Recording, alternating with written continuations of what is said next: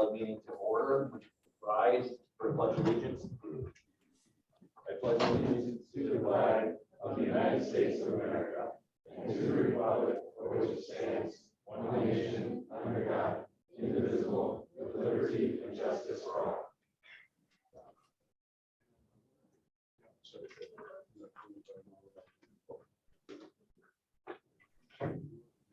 Don, when you're ready, I'll have you do the roll call.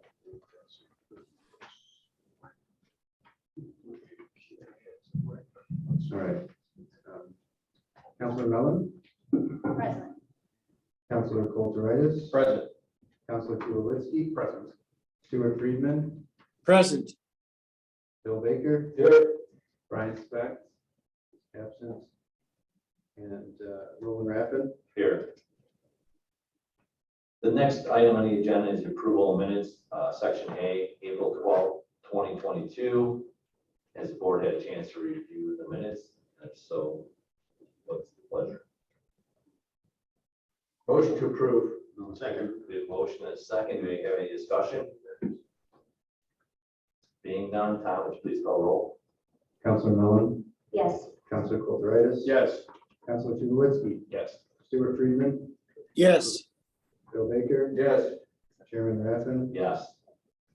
Motion passes. The next item is under approval minutes, item B, April 12th, 2022, the plat committee meetings. Minutes, has the board had a chance to review the minutes? I have, Mr. Chairman, motion to approve. We have a motion approved. Do we have a second? Second. Any discussion? Tom, please call roll. Councilor Mellon, Yes. Councilor Kulturitis. Yes. Councilor Tulowitzki, Yes. Stuart Friedman, Yes. Bill Baker. Yes. Chairman Raffin. Yes. The next item is preliminary hearing, PC 22005, Community Foundation, Northwest Indiana, requesting approval of preliminary plat for a 3-lot subdivision, first subdivision at 10240 Calumet Avenue. Tom, I'll turn this over to you for a presentation to the board and public. Sure. So this application was submitted by Community Foundation of Northwest Indiana. The request is for approval of a preliminary plat for a 3-lot commercial subdivision, 10240 Calumet Avenue. You may recall that this was before the Plan Commission approximately 4 years ago. At that time, a plan was submitted for subdivision of the property located here in between Calumet Avenue, Columbia Avenue, and kind of at the intersection of Treadway Drive and Calumet Avenue. At the time, that plan that was approved had an extension of Treadway west into the property, and then an extension of Don Powers Drive south, kind of meeting at an intersection here. It doesn't look too different from the plan that was submitted that's in your packet. But it was submitted under a set of ordinances that was then revised in 2019. Because the project was never built, the final plat was never recorded. That plan basically, that approval expired. So recently they resubmitted under our new ordinance. And I'll just scroll down so we can see what I'm talking about here.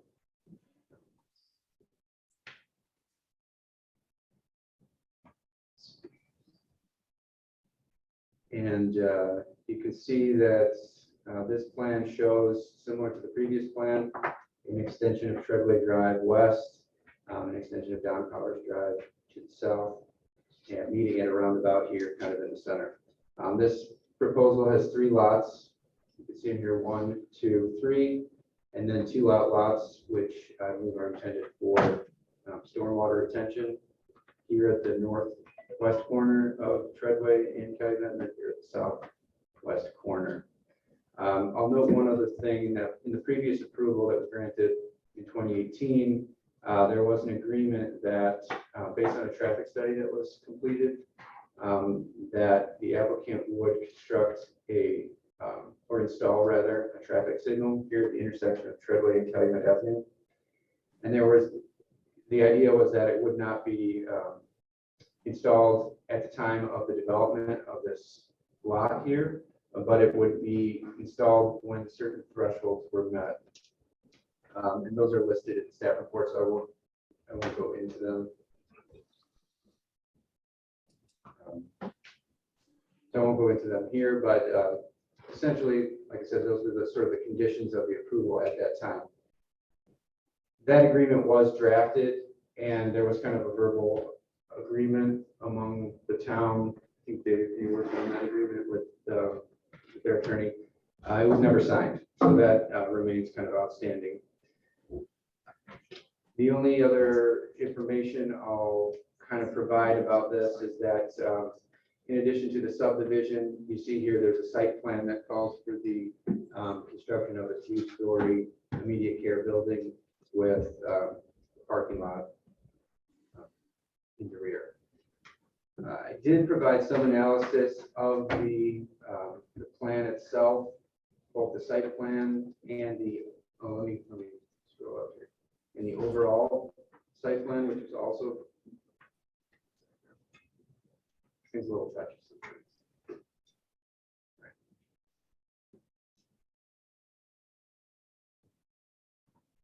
So as I said, in addition to that site plan for the lot development of lot 3, they've also provided a sort of a master plan for all that land that was shown in blue in that previous slide that you saw. Again, at the previous submittal, that they had a similar type of plan. It's been modified a little bit since then. The staff report does have some comments about both the plan and the master plan. I'll just note that the comments are somewhat limited in scope, and that's because a full plan set wasn't submitted. I've been just having conversations with the applicant, and they had requested essentially to come to the plan commission and kind of talk about their plans. There were some questions and concerns that they had that they wanted to resolve directly with the plan commission. And so that being said, I don't have a lot of comments in there, a lot of suggested revisions or anything, but I will note that I have provided as an attachment the town standards for streets and open space. So those are some things that we would that the code requires us to do. So having said that, I would hand it over unless there are any questions for staff. I know that there are a number of representatives here from the community. Any commissioner have a question for staff? That being said, I'll turn it over to Community Hospital. Please state your name and address for record. Don Torringa, Torringa Engineering, 907 Ridge Road, Munster, Indiana. Dave Adi, representing Community Foundation, is also here. Everything that Tom said is indeed correct. The reason that we are here is because the town's ordinances have changed rather dramatically regarding roadways. What we were told is that we could have one of two different types of roads that meet the town standards. One would be a divided road similar to Franklin Parkway. The other would be a 20-foot wide asphalt road with parking, parallel parking on both sides, and then 12-foot sidewalks behind the curb, which effectively, if you take into account on Treadway, the 10-foot bike trail, 12 feet of concrete pavement, it would then be a 1.5 foot wide curb, and then 35 feet of asphalt pavement, another concrete curb, and another 12-foot sidewalk, meaning there would be no grass, nothing of that nature.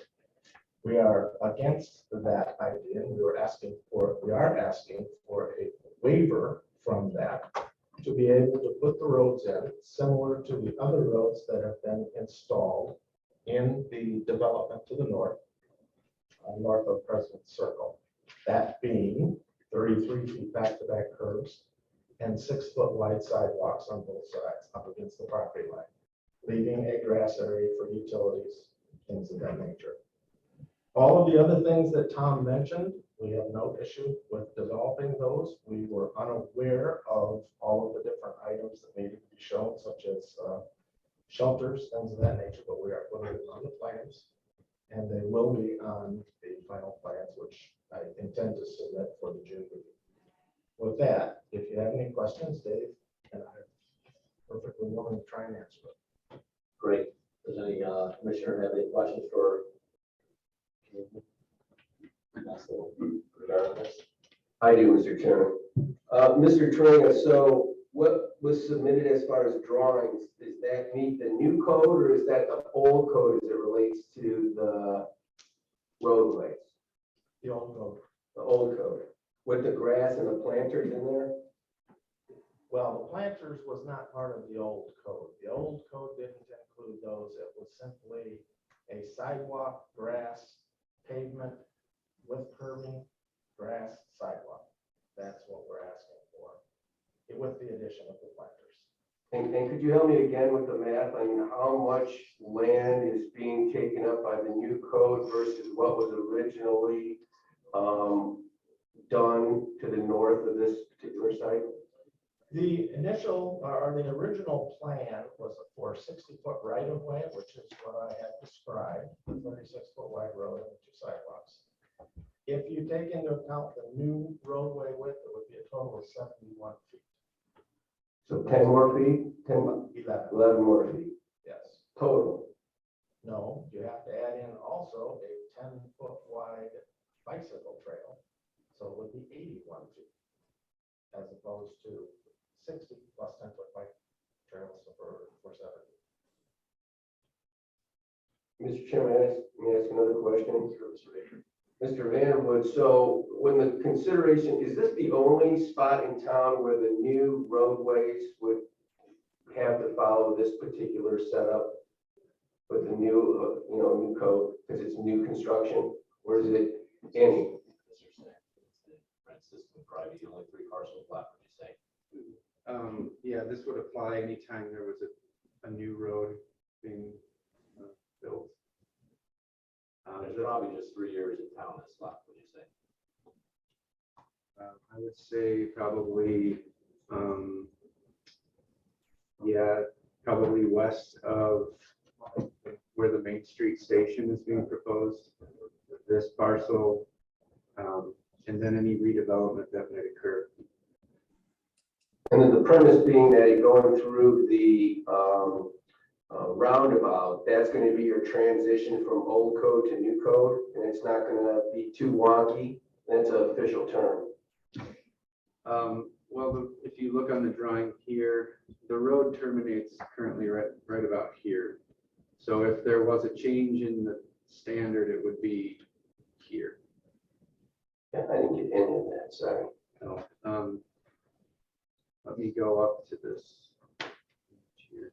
This is more- Because I'm just thinking, I mean, if you have, a certain way of the roadway, and then all of a sudden the next part of it has a completely different setup, does that have to be engineered into the roundabout, or is that just something that happens once you make a certain turn? It's a good question.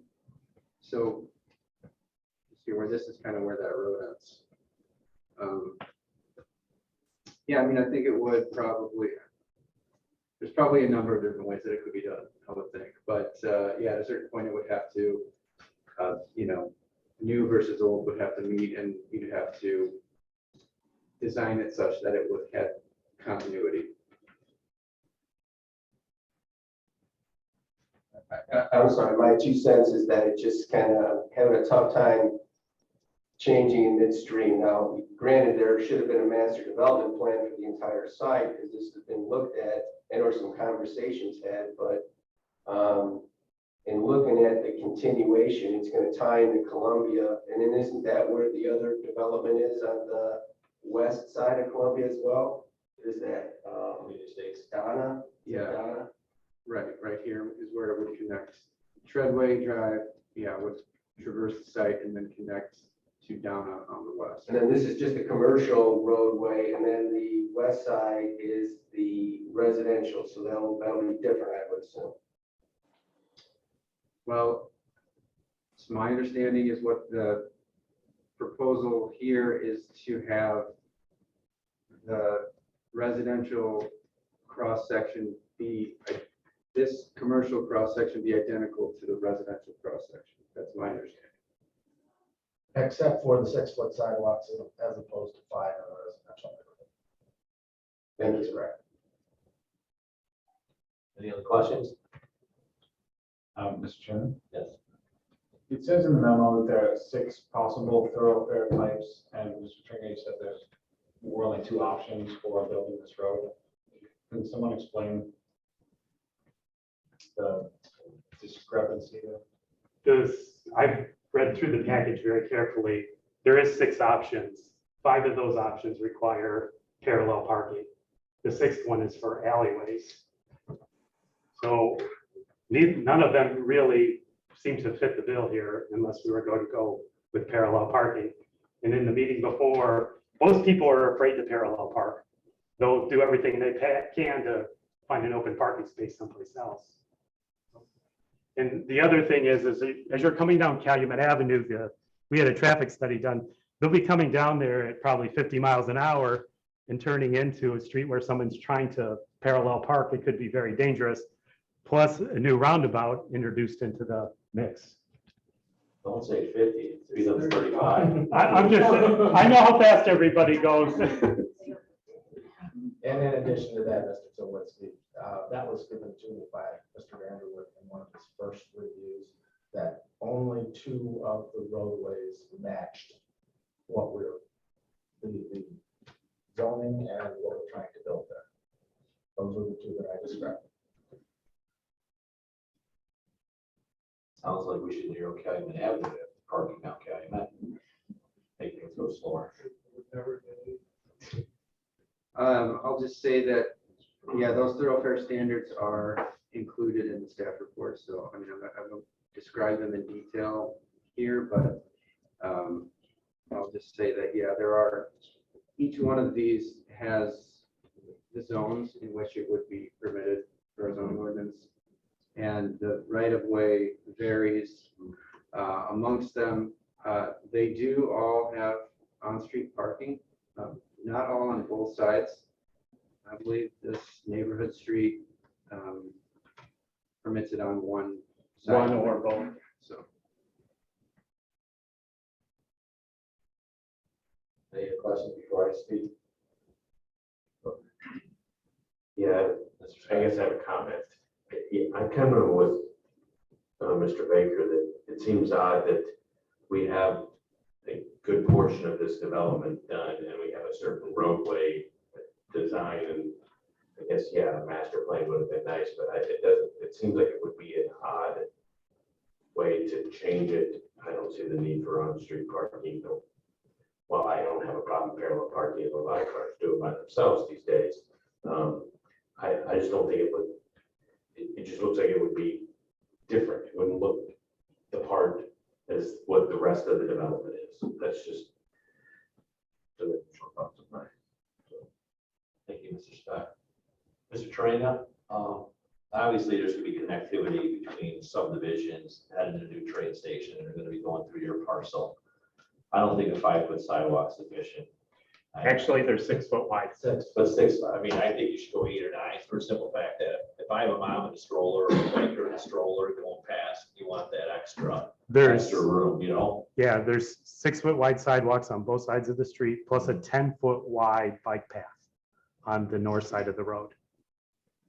Yeah, I like to try to keep people, on the sidewalk per se, not when, to use your example of cars doing 50 miles an hour turning towards a bike path. I'd much rather an 8 or 9 foot sidewalk and have, someone walking down the sidewalk like that.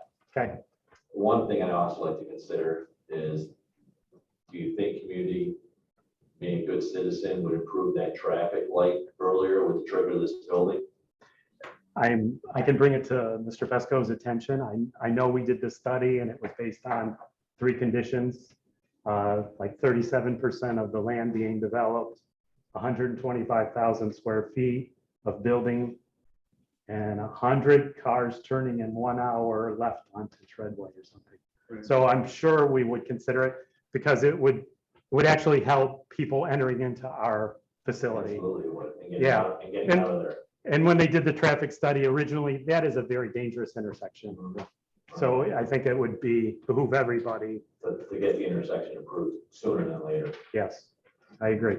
Well, one thing, Don, looking at the retention pond along Skyman Avenue, what's the look of that? I mean, you see how detention ponds are kept and they're not very sightly. And this is a main road going through Munster. What's it gonna look like? The intention is for it to be a grass area that could be mowed, Okay, how deep? 4 feet maximum.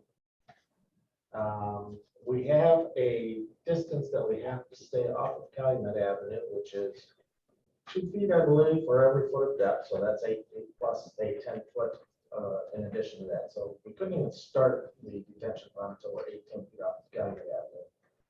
Then once you get onto the property within the development itself on what would be not the east side, which would be Calumet Avenue, but on the west side and north side of that detention area, there is intended to be a sidewalk. And the idea that was presented at the staff plan was that landscaping would be done down the middle of it. It would have trees, things of that nature that could withstand being submerged for a short period of time.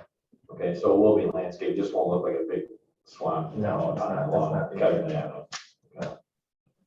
And the idea is that the master plan doesn't really depict it correctly. The idea is that the detention ponds would exist for the entire length of Calumet Avenue. So it would be a 90-foot outlot that would go across all of the lots. Unfortunately, this property is very flat. So on Columbia Avenue, we would be presenting, when those lots are developed, exactly the same thing over there. So there would effectively be a break point roughly in the middle of the property, which would drain half of it would go towards Calumet Avenue, half of it would go towards Columbia. And remember, Calumet Avenue, I'm sorry, Dave. No, Columbia, or Calumet Avenue has a very large storm sewer that was put in with the help of Community Foundation money many years ago in order to handle this property, presumably without any detention. So with the added detention, that storm sewer should have no problem. It actually flows all the way up to the lake at the park. Dave, you wanna show us the Yeah. drawing or what? this is the landscaping plan.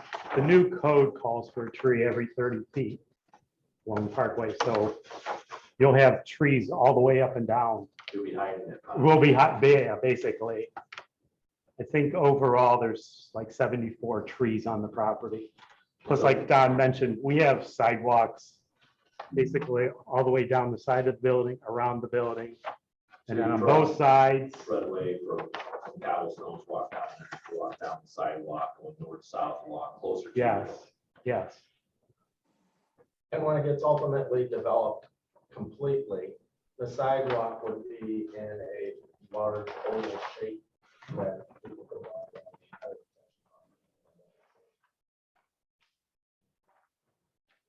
Questions, that's the preliminary hearing. I do.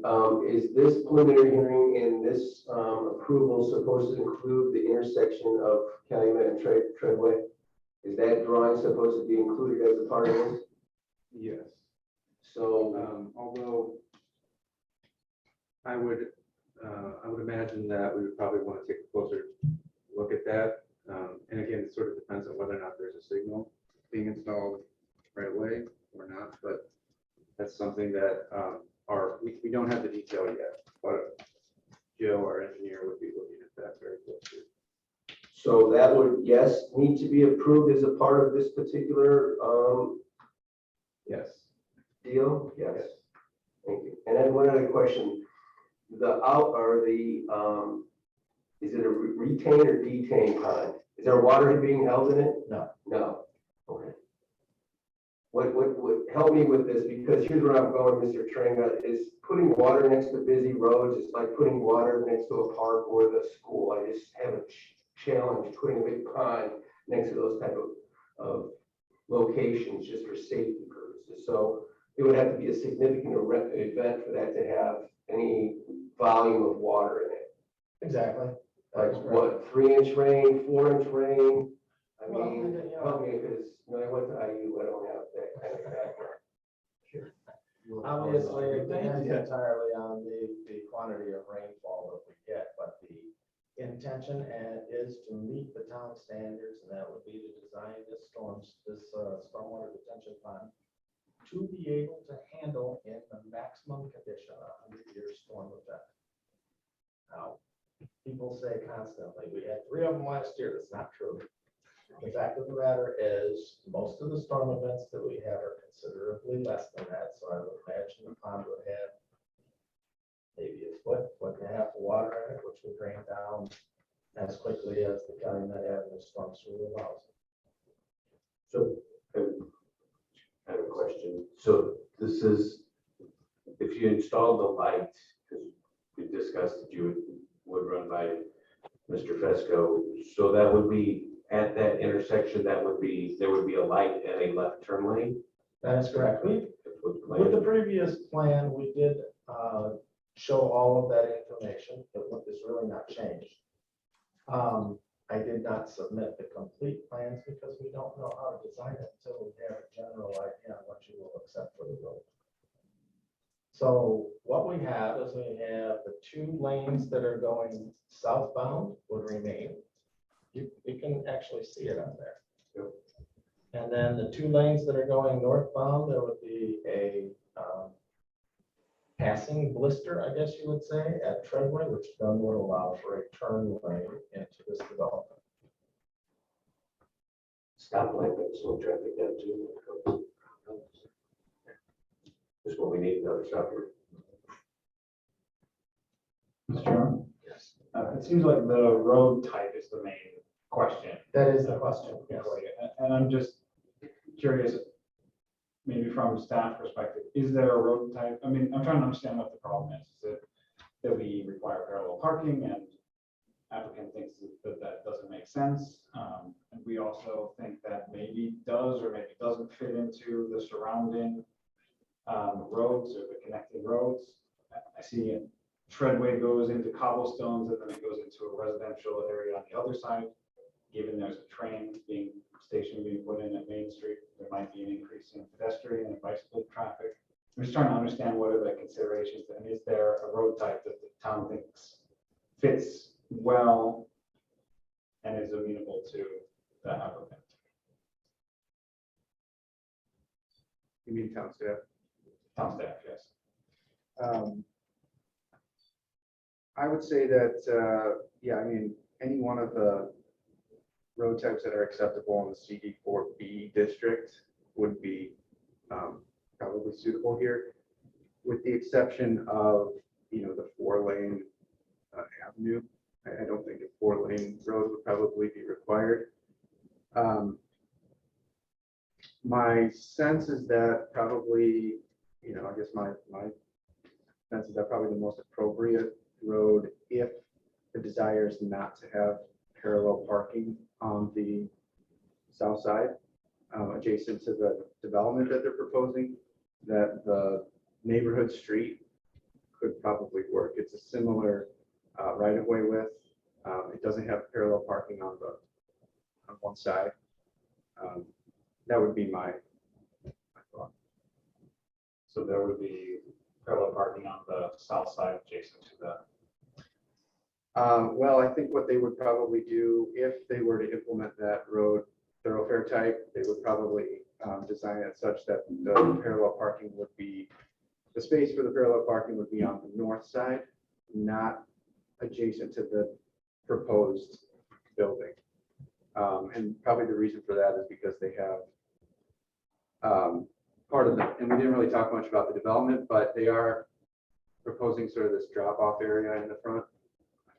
Maybe I can go up to the other.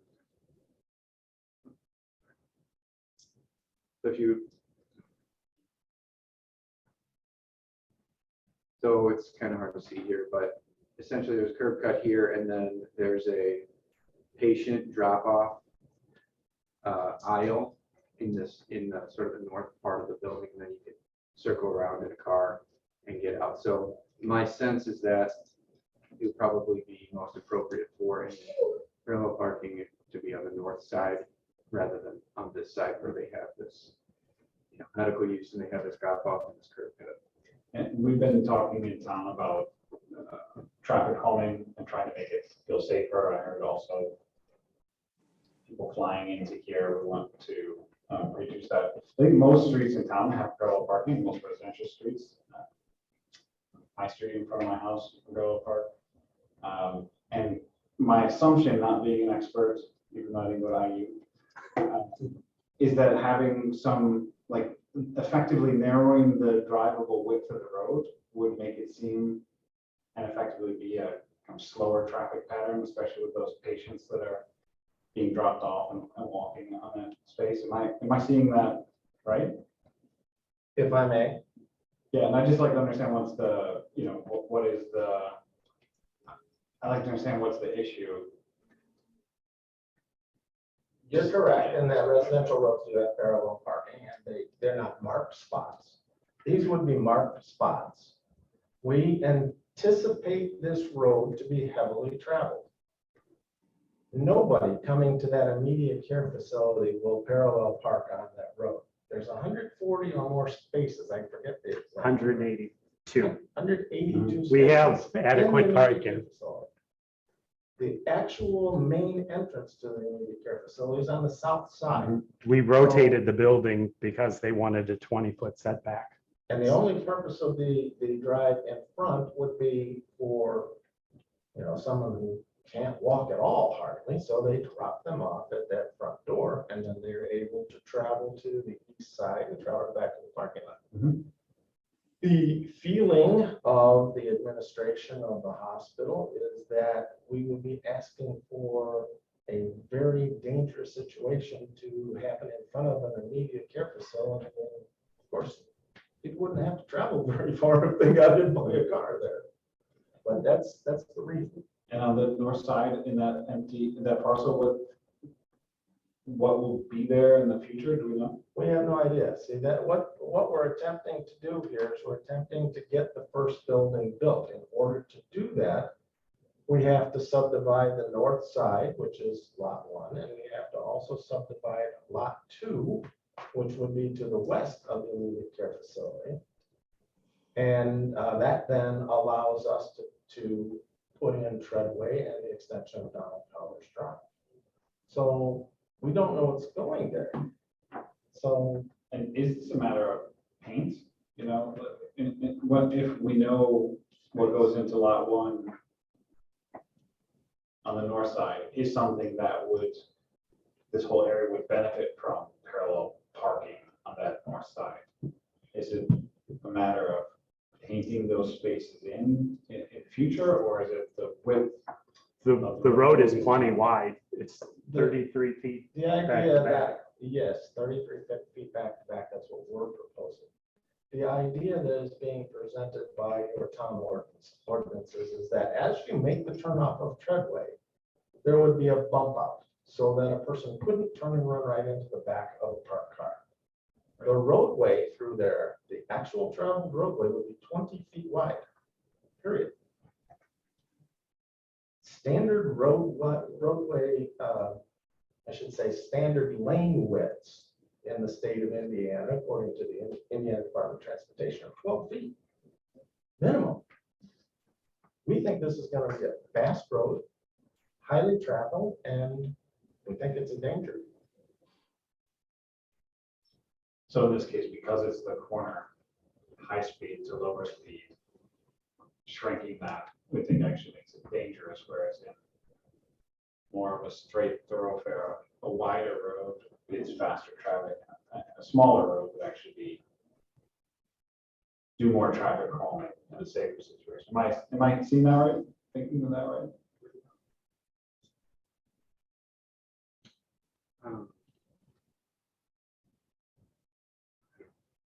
I will say that The width of the road, we think that's how people are gonna drive down. I think people drive down Margos and people drive down Salisbury. I have a quick question. Why are we worried about the parking on the north side of the street when they're presenting a building on the south side of the street? Well, we're just worried. Well, I wouldn't say we're worried, but we have they're proposing a new street, so we gave them our standards for what a new street should look like based on our standards and our codes. So that parallel parking is just part of that standard for most of those, both sides and most of those. Okay. And then one side in that neighborhood street that we looked at. That's really the reason why, if you're building the road, there are the standards, 10-foot lanes. Not that I want to get into it too deep here, but 10-foot lanes and an 8-foot parking lane would be All right, so our standard. we're looking at a standard road here on Treadway, and then the new code actually bumps out the sidewalk and, the sidewalk and bike path on the north side of it. The way this is designed. My problem with this right now is I'm looking at a building and I'm looking at a print, and this wasn't measured out to what it's really going to be. Is this road actually going to be, is this the road that is actually going to go in there right now? This is what they're proposing. This is what they're proposing, but is this by our code right now, or it's not? No, it is not. I do have drawings which represent by your code if I can pass those. Sure. Yeah. Do you have any questions right now? So we look at this? I have a question, Mr. Chair. If they want to change the code, is that a BZA thing or a planning thing? Well, I was going to ask Mr. Westland the same question about what is the process and how we change it. Majority. So, I do ask that, is it the same subdivision phase? But,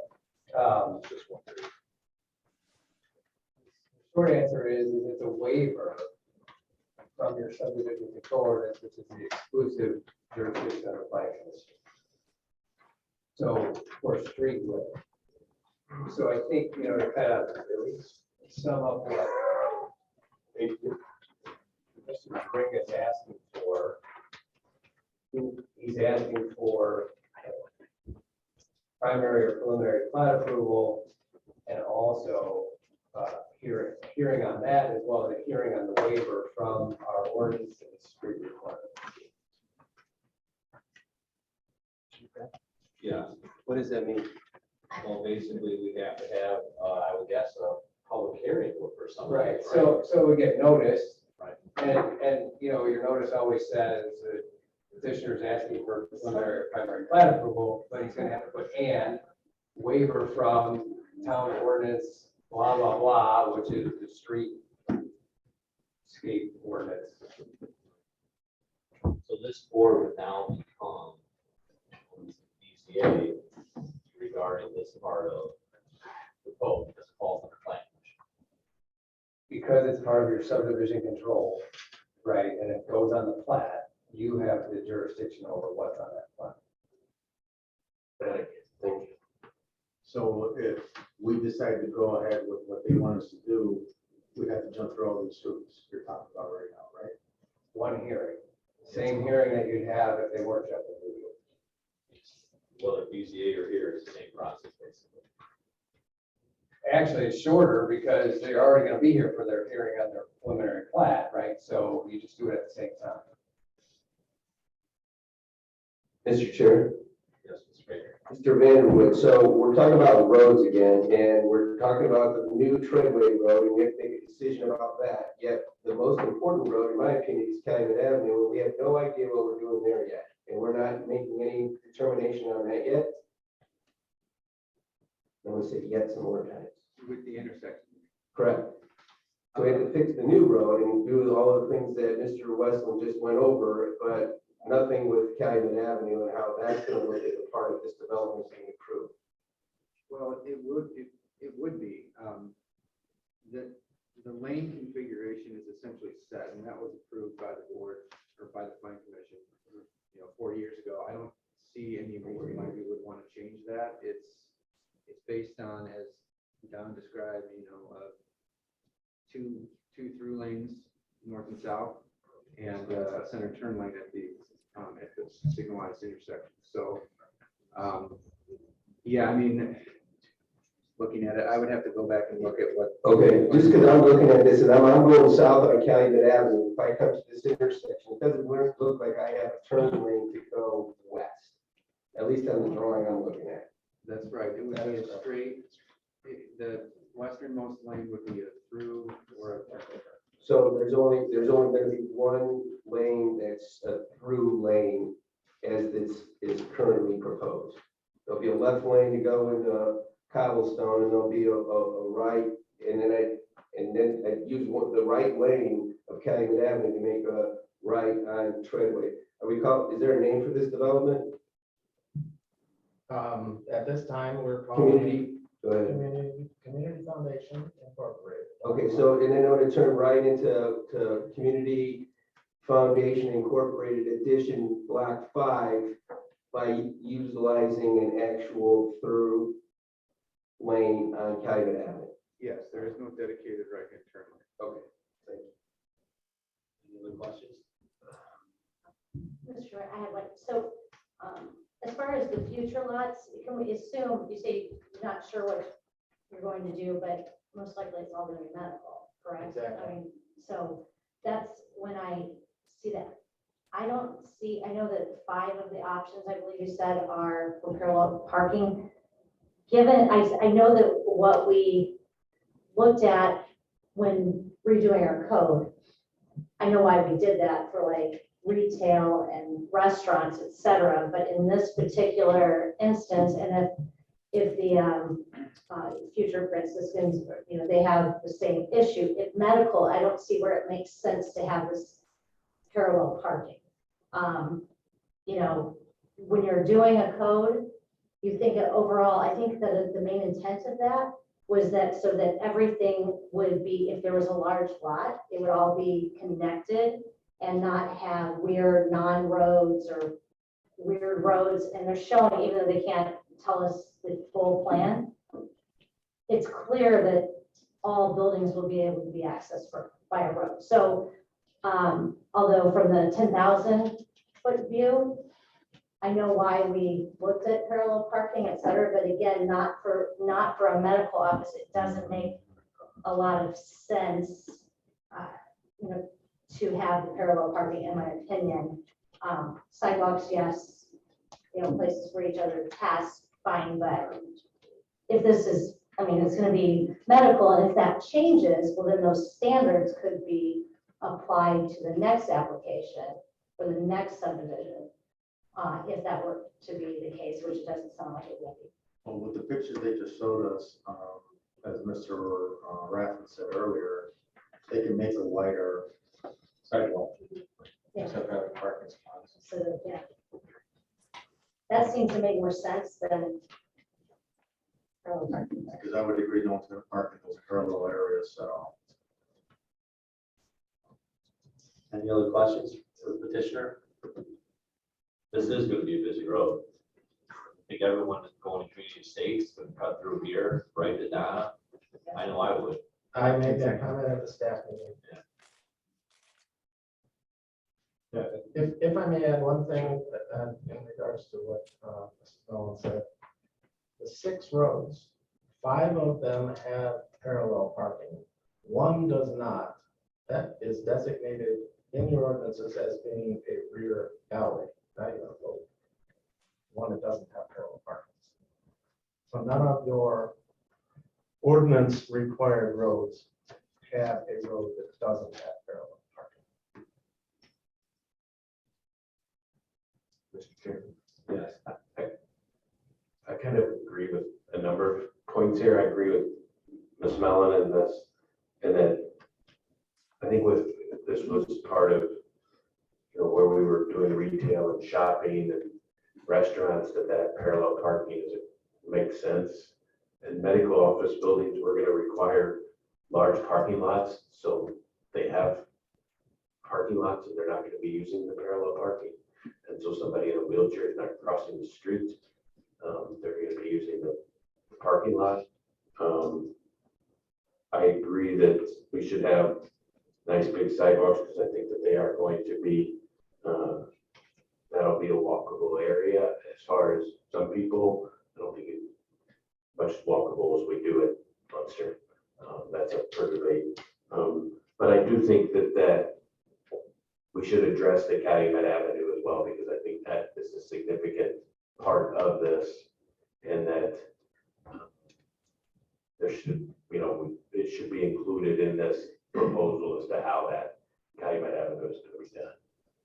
So we can fully see. And that is, we are intending on including that with our proposal. The initial public hearings that were held for the subdivision back in 2018. That was before me. I don't like to hear. I understand, but the approval was for the road as you see it there, and that's why we're drawing it that way. There was a. Knowing what you know now, would you change it? I don't think so, no. Would put in a right turn lane? Well, we did have a right turn lane, we did not have the passing lane on the other side. So the cost to the hospital is for traffic light.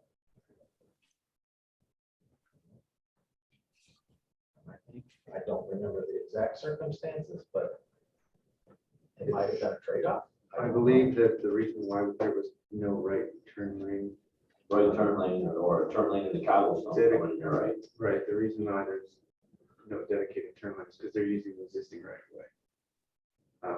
There was a few different designs that we looked at, 4 years ago. Ultimately, this is the one that worked, that fit within the right of way. In order to have a right-hand turn lane, they would have to require additional right of way. And it would require you. Yeah. We need that in the inside. There's telephone. Let you know. I have to buy two. Let's go. So, and a gas station, all on that side of the street. Or roads that have the traffic light. So you're on? And I forgot, most important thing, the storm sewer also. So everything is over there. Driving and parking. Any other questions for the petitioner? They can't see me because they'll put them all. I read something about block size, and I might be confusing that with a different item on the agenda tonight, but are there any block size considerations that we need to think of for this development? Yeah, the block size standard in this district is 2,400 feet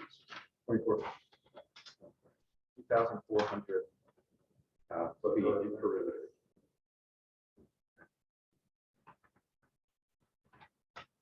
And was someone going to present a list of variances that were deviating from the code, so we're all clear on that? Waivers, okay. Right, you're still at your meeting before this. Right, waivers. And the only waiver that we're asking for is the road. The block sizes have been modified to meet 2,400. Okay.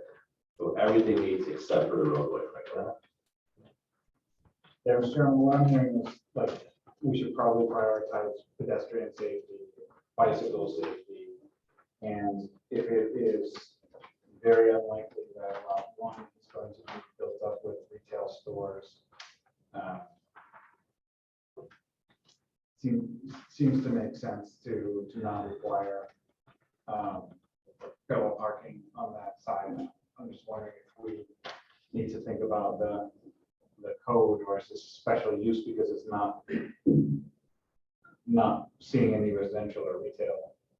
I don't know if we need like a medical or a medical thoroughfare type. But it seems like we're looking for a waiver in this case. Not making it bigger. Any other questions? Because this is a preliminary hearing. We'd be looking for a motion to set up a public hearing.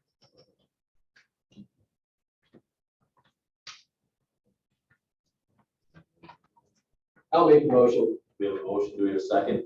I'll second the motion. Tom, would you please, any discussion before I call roll? Tom, please call roll. Councilor Mellon, Yes. Councilor Kulturitis, Yes. Councilor Tulowitzki, Yes. Stuart Friedman,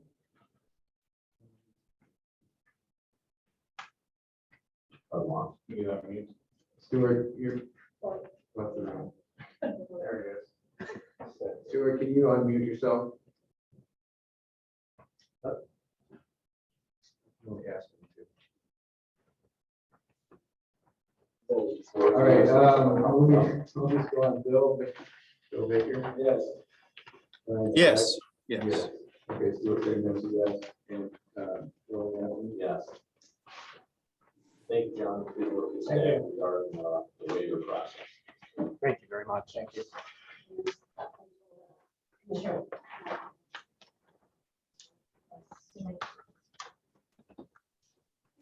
Next item on the agenda, there's no public hearings, no findings of facts, move on to other business additional items for discussion. PC 20009, guide stands for GM contracting, requesting modifications to the building front at 407, 411 Ridge Road. Now I'll turn it over to you for a staff report. Thank you, yeah. Petitioner, the applicant appeared last month to discuss modifying the building frontage at 407, 411 Ridge Road. You will recall that there's an issue with the finished floor, level, the grade of the finished floor, and the adjacent right of way. After that meeting, we met on site, and Chairman Raffin was there, along with myself, our chief building inspector, and it was not there. Gary, Torga, Ted Rowan were both there.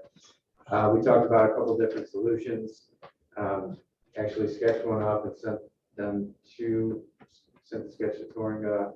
They have drawn that up, and it's presented here in the report, along with the previous version of the plan. I'll just briefly describe what's different on this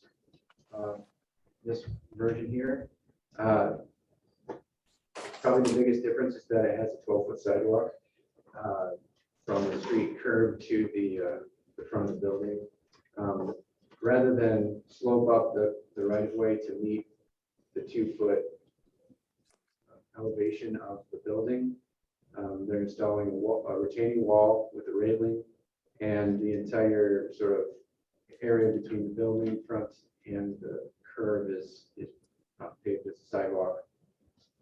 And then there are street trees and open planters every 30 feet. So this would be a solution that would, conform to our thoroughfare standards, which we've all learned about tonight. And yeah, so that's basically the difference in design.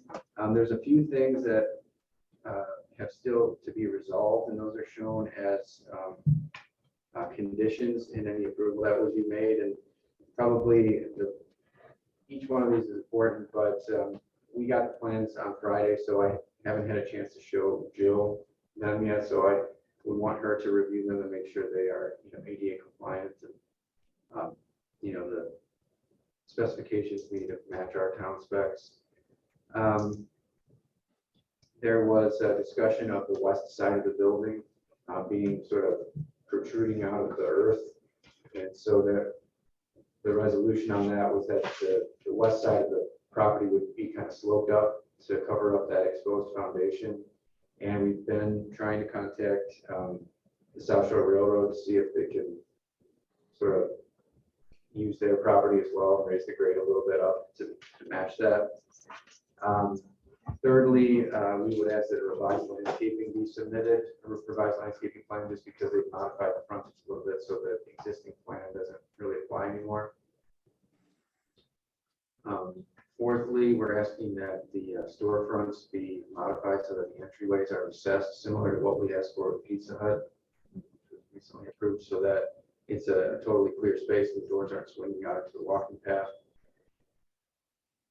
We're also asking that the stoop, whatever you would call it, be constructed of masonry that matches the building. I would want to see stairs added to that east side along with that ramp. And then finally, and probably most importantly, there needs to be some kind of legal agreement between the town and the property owner to address the fact that the building is encroaching into the right of way. So that's something that Dave Woodland has been speaking with John Reed, who represents the applicant, about it. I don't think they've resolved it yet, but they've sort of begun talking about what that would look like, whether it's an easement or a dedication of additional right of way or something like that. So What if the town ever needs that property back? What do you do? well, I mean, I think in this instance, we would, I don't know, I mean, I don't think we'd have any use for it apart from a sidewalk. But, so I guess that's something that they work on probably. I'm sorry, John, I cannot hear you. I said that's probably something that would need to get resolved in a conversation between John and Dave. Any questions for Tom before I open up to Mr. Tringa? Mr. Chairman, Yes. could you explain what you mean, where the stairs would go on the east side of the building to meet the sidewalk? Yeah, I mean, they would probably just come down this way. Can you see that? Anyway, We're not gonna put the stairs anyway. Sorry, what did you say? Well, let's, That's a suggestion that I'm Oh, they're making. making- I mean, it's still, without the stairs, just to be clear, it's still accessible from that ramp. any other questions for staff? Mr. Tringa, please state your name and address for the record. Yes, my name is Gary Torringa. I live at 1824 Rosewood here in Munster. And I'm the engineer for this project for Costanza Construction Incorporated. And Mr. Crines was actually the owner. We did, in fact, meet as concept. And at the end of that meeting, it was decided that all of the comments that came out, I said, please, can you do me a favor? And I handed Tom a blueprint plan. I said, could you please draw on there what it is, everything you're talking about? That's what he did. Thank you, Tom. We drew that up. This is strictly for discussion. This is not a absolute design. Certain things are absolute. One is that the stoop has to go in front of the building if the building is going to stay the way it is. Two, the building really cannot be lowered because the surrounding ground on the north side and the east side won't allow that. They're up high. The detention has to be underground. That came up in 2020, I believe. And to get that underground, to still have a drain and have the pavement above that and be able to drain to that underground detention. Well, we're locked into this building elevation. The building was built too high, about 10 inches. How that came about, I really don't know. Our plans and our markings in the field showed where our design showed the finished floor to be. The design that is in front of you right now, or the sketch that's in front of you right now, we don't agree with moving the fire hydrant or the light pole. I like them where they were. We don't agree with putting the trees out front. That's just, I don't know, it's just a waste. There's a sidewalk out there right now. Our plan was to tie into that existing sidewalk. That plan was presented to you last month. There were questions concerning how the building would look. Well, I looked, and when the original building was approved, there were drawings done by the architect that presented stone fascia and above that brick, not just open concrete foundation. It was a stone fascia. That's exactly what we would like to do here. That same stone fascia would be brought around to the front of the building on the stoop. Additionally, underneath the sidewalk, there are 3 utilities. One is telephone, one is simply a connection of the stoplights on Ridge Road, but the other is a fiber optic communications cable. I don't know how deep those are. I have hired an outfit called Underground Detective.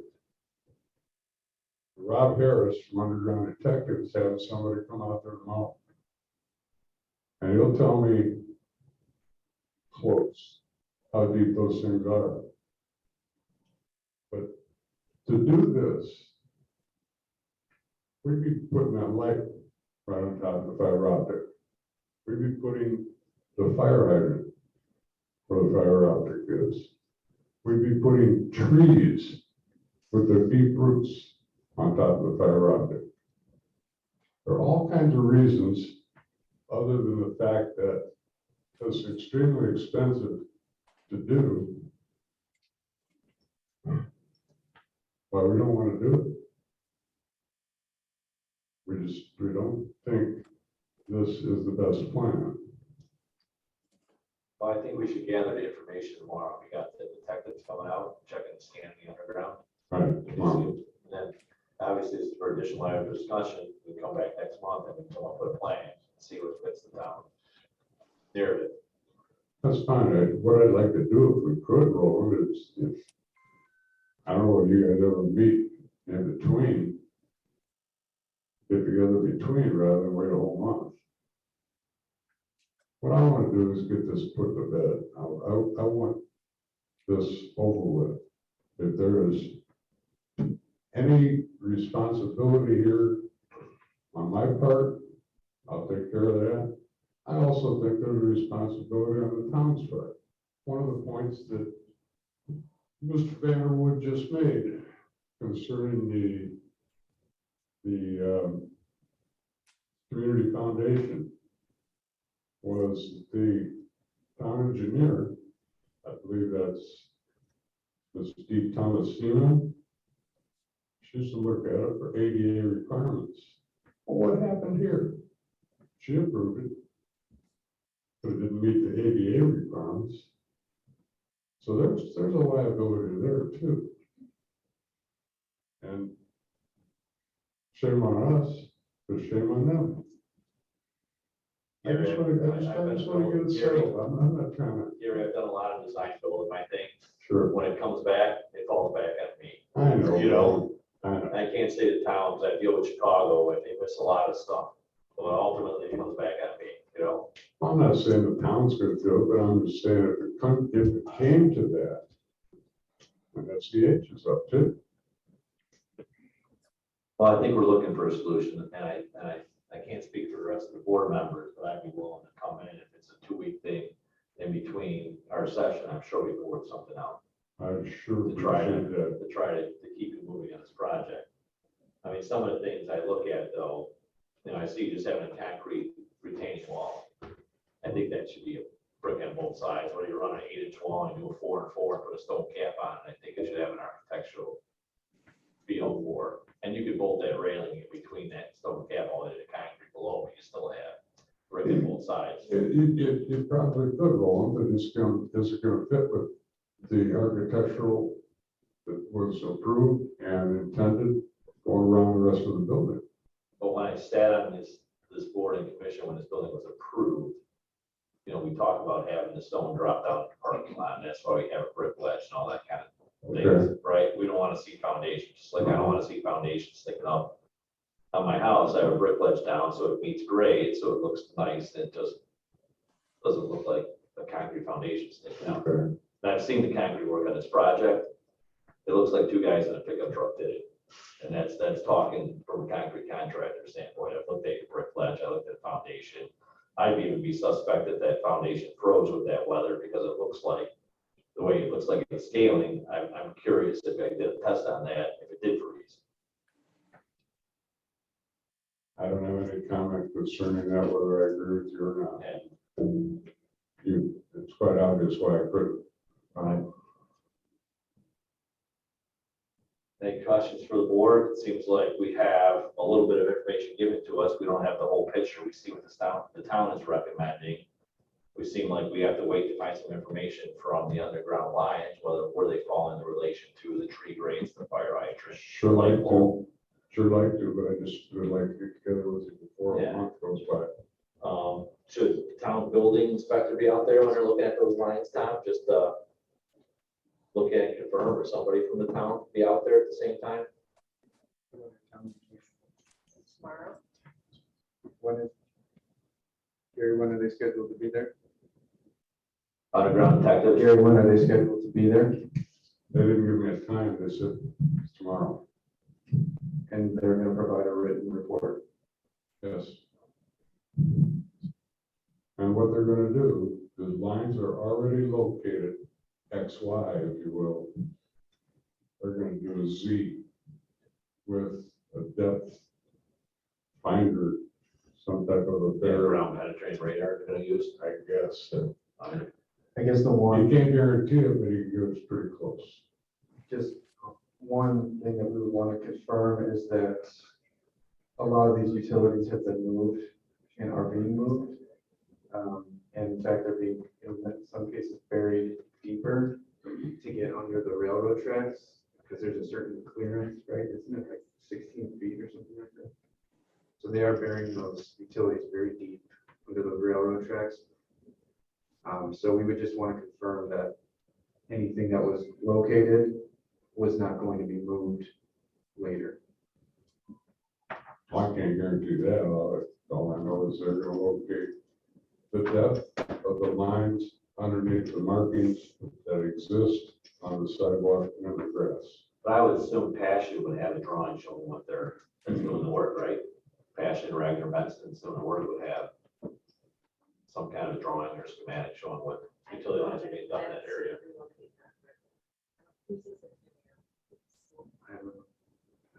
I mean, we would have to, yeah, I mean, we have a whole stack of plan sets, and we've been having meetings about utility relocations in that area like almost every week. So it's just kind of ongoing. Mr. Chairman, Yes. I'd like to understand the implications of what the finding would be from a layman's terms. Again, could you grab that? The findings as in. Of so the fiber optic sounds like the biggest utility issue. And is it such that if it's too shallow, then we can't move the hydrant, we can't move the light pole, we can't put in trees? But if it's deep enough, then there's no issue with that? Well, the light, I mean, there's certain clearances that we would want to see, yeah. I mean, the hydrant is connected to a water line that intersects Ridge Road at a 90-degree angle, so we would just be moving I it. can't hear you, Tom. I said the fire hydrant is connected to a water line that is at a 90-degree angle to Ridge Road. So it's coming off of a main that's in Ridge Road. We had our fire chief mark that before we made this recommendation. So if there is if there's a water or a fiber optic line that's already under a water line, we would just probably want to make sure that the fire hydrant is not directly over it. And the trees, is that part of our ordinance to have trees there? Well, we did talk about it, the last petition, yeah, every 30 feet is our standard for street trees. I still can't hear you, Tom. Our standard is every 30 feet, one tree every 30 feet for a street. Which were never required or asked for on this job, or planned or approved. But now they are. Now, if the trees don't work out, do you look at doing some kind of planters in an area, whether it's flowers or shrubs or something, to get some architectural green features of the building down? I mean, I guess we could just do it on an ad hoc basis and come up with something probably. I don't know. We don't have, like I said, we've got a standard, one tree every 30 feet. We've got a good standard, so sure we could come up with some alternative if pressed. Well, it seems like in here, there's a lot of proposals, a lot of recommendations, and a lot of unknowns right now. So at this point, I guess we're gonna have to keep moving forward and try to meet in 2 weeks to help move you guys along the process, while also making sure that codes in and issues are resolved out of town's end. Does that sound right? Sounds good to me, Ron. When can I get back together with you Well, guys? I guess once you get your information from the underground detectives Mhm. and you line up with Tom, and we'll have to come usually, maybe we try to meet consistently like the second or fourth Tuesday of the month. So it'd be the fourth Tuesday of the month. We have to look at the date, That would be the 24th. 24th. So that's what we That'd would be shoot fine. for, you know? Now, I would urge you guys to look at some of the recommendations in the staff report and do your due diligence and try to see what we can do to meet those. We will, well, we have talked those over, but one thing that's certainly gonna happen is those other steps over there. You guys didn't want steps in the right of way now. Steps are gonna be in the right of way because of the recommendation. The steps will be on the one side, the other side will be a ramp, right? Yeah. So, I, which you probably have people coming up the train station and walking up those steps if they're going there. I think Mr. Turing is talking about recommendation number 6, if possible, stairs to be added to the east side of the stoop to the public sidewalk. Yes. Right, the drawing it shows steps on the east side with the retaining wall, which would be on the south side, and a ramp going to the west towards the parking lot. that's correct. So, okay, well, so let's have a target date of the 24th then, and see what comes back in front of us. Tabling this, what do you go with this? Well, this is just additional items for discussion, so it's really nothing to be tabled. Ted, you want to say anything? Ted Ron, the architect, is here as well. If you wanted to say something perhaps about that. I think some of those issues with the frost and frost protection are being worked internally with you in the building department, correct? Yes. Yeah, so I saw that report, so there's really nothing to comment on. So it's your building, if the building goes up and down and all cracks, you don't want that to happen. No. I don't know if you own it, right? I don't know, the only one I ever built though was my house. My wife's contract there said something wrong with it. Who I complained to. Right, exactly. Talk about counterproductive. It's always your fault. Sorry, let's move All on. right, thank you, gentlemen. We'll move on to the next, Thank you. thank you. We'll move on to next for additional items for discussion. PC 22004, Community Resources, Inc., requesting approval of final plat for Community Resources, Inc., Phase 2.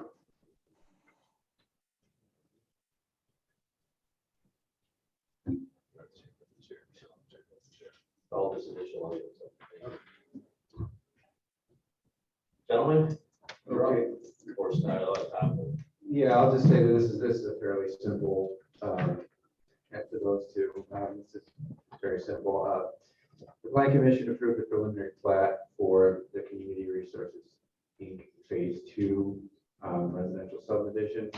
I believe it was in November of 2021. You can see it here on the screen.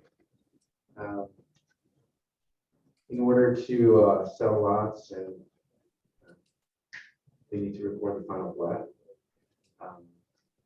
In order to get final plat approval, you need to either complete all the public improvements, which would include sidewalks, streets, streetlights, etc., attention areas, or you can, an applicant could submit a bond equal to 115% of the value of all those improvements. Community Resources has provided a bond with evidence supporting the amount to the town. We reviewed them and found them to be acceptable, so they would be seeking approval of the final plat. And we know where they live. They're all local. That's So is this, you're looking for a motion basically to approve this, even though it's just letter for discussion, or for just a Yes. motion to approve Yeah, there would be the a motion bond to- is- that would be a motion to approve the final plat. Mr. Chairman, I move to approve the Community Resources Inc. Phase 2 final plan. Second, need a motion and second, any discussion? Tom, please call roll. Counselor Kulturitis. Yes. Counselor Tulowitzki. Yes. Stuart Friedman. Yes. Bill Baker. Yes. Brian Specht. Yes. Roland Rathman. Yes. Thank you. Gentlemen. Thank you very much. Next item, PC 22006, Jane Volkman Trust, requesting approval of final plat of the Volkman addition to the town of Munster, consolidating 2 residential lots at 9817 and 9825 White Hall Garden. Now I'll turn it over to you. Thank you. This is a minor subdivision that was approved, the preliminary plat for which was approved by Plan Commission Plat Committee last month. It's a minor subdivision because it involves 2 residential lots and no additional roadways.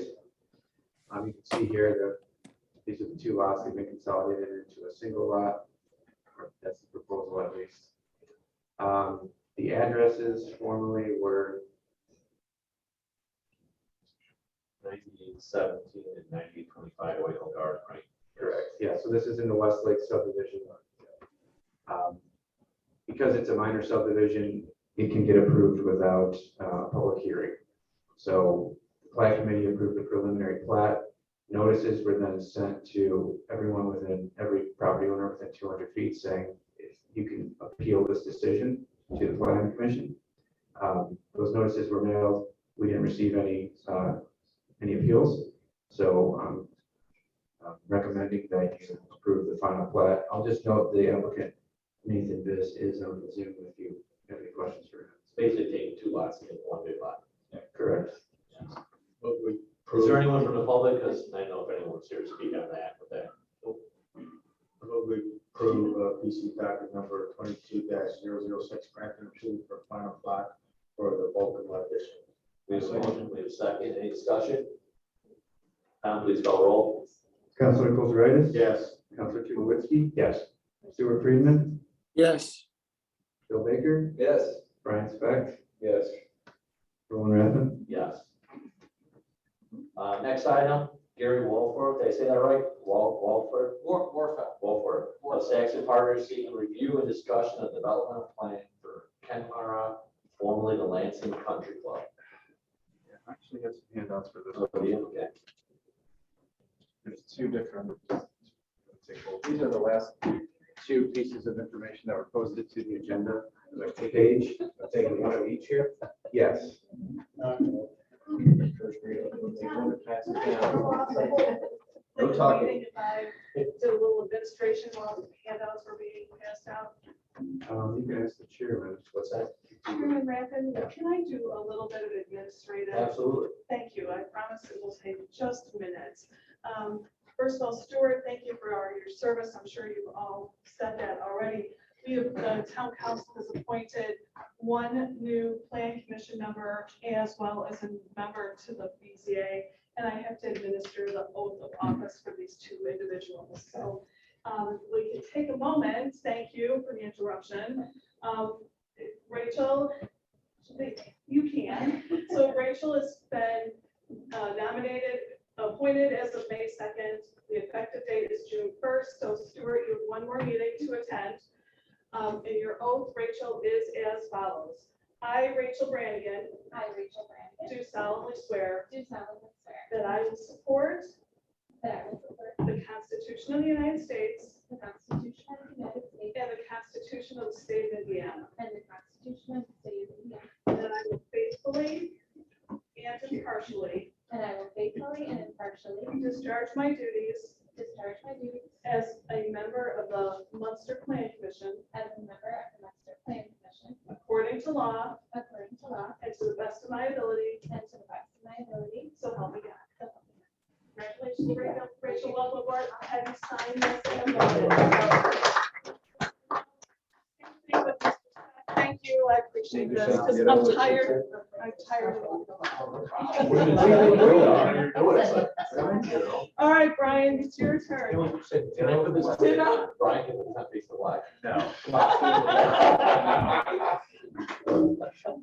Brian, I, Brian Smith, I, Brian Smith, do solemnly swear do solemnly swear that I will support the Constitution of the United States that I will support the Constitution of the United States and the Constitution of the State of Indiana, and the Constitution of the State of Indiana, and that I will faithfully and that I will faithfully and impartially and impartially discharge my duties discharge my duties as a member of the Munster Board of Zoning Appeals, as a member of the Munster Board of Zoning Appeals, according to law according to law and to the best of my ability. and to the best of my ability. So help me God.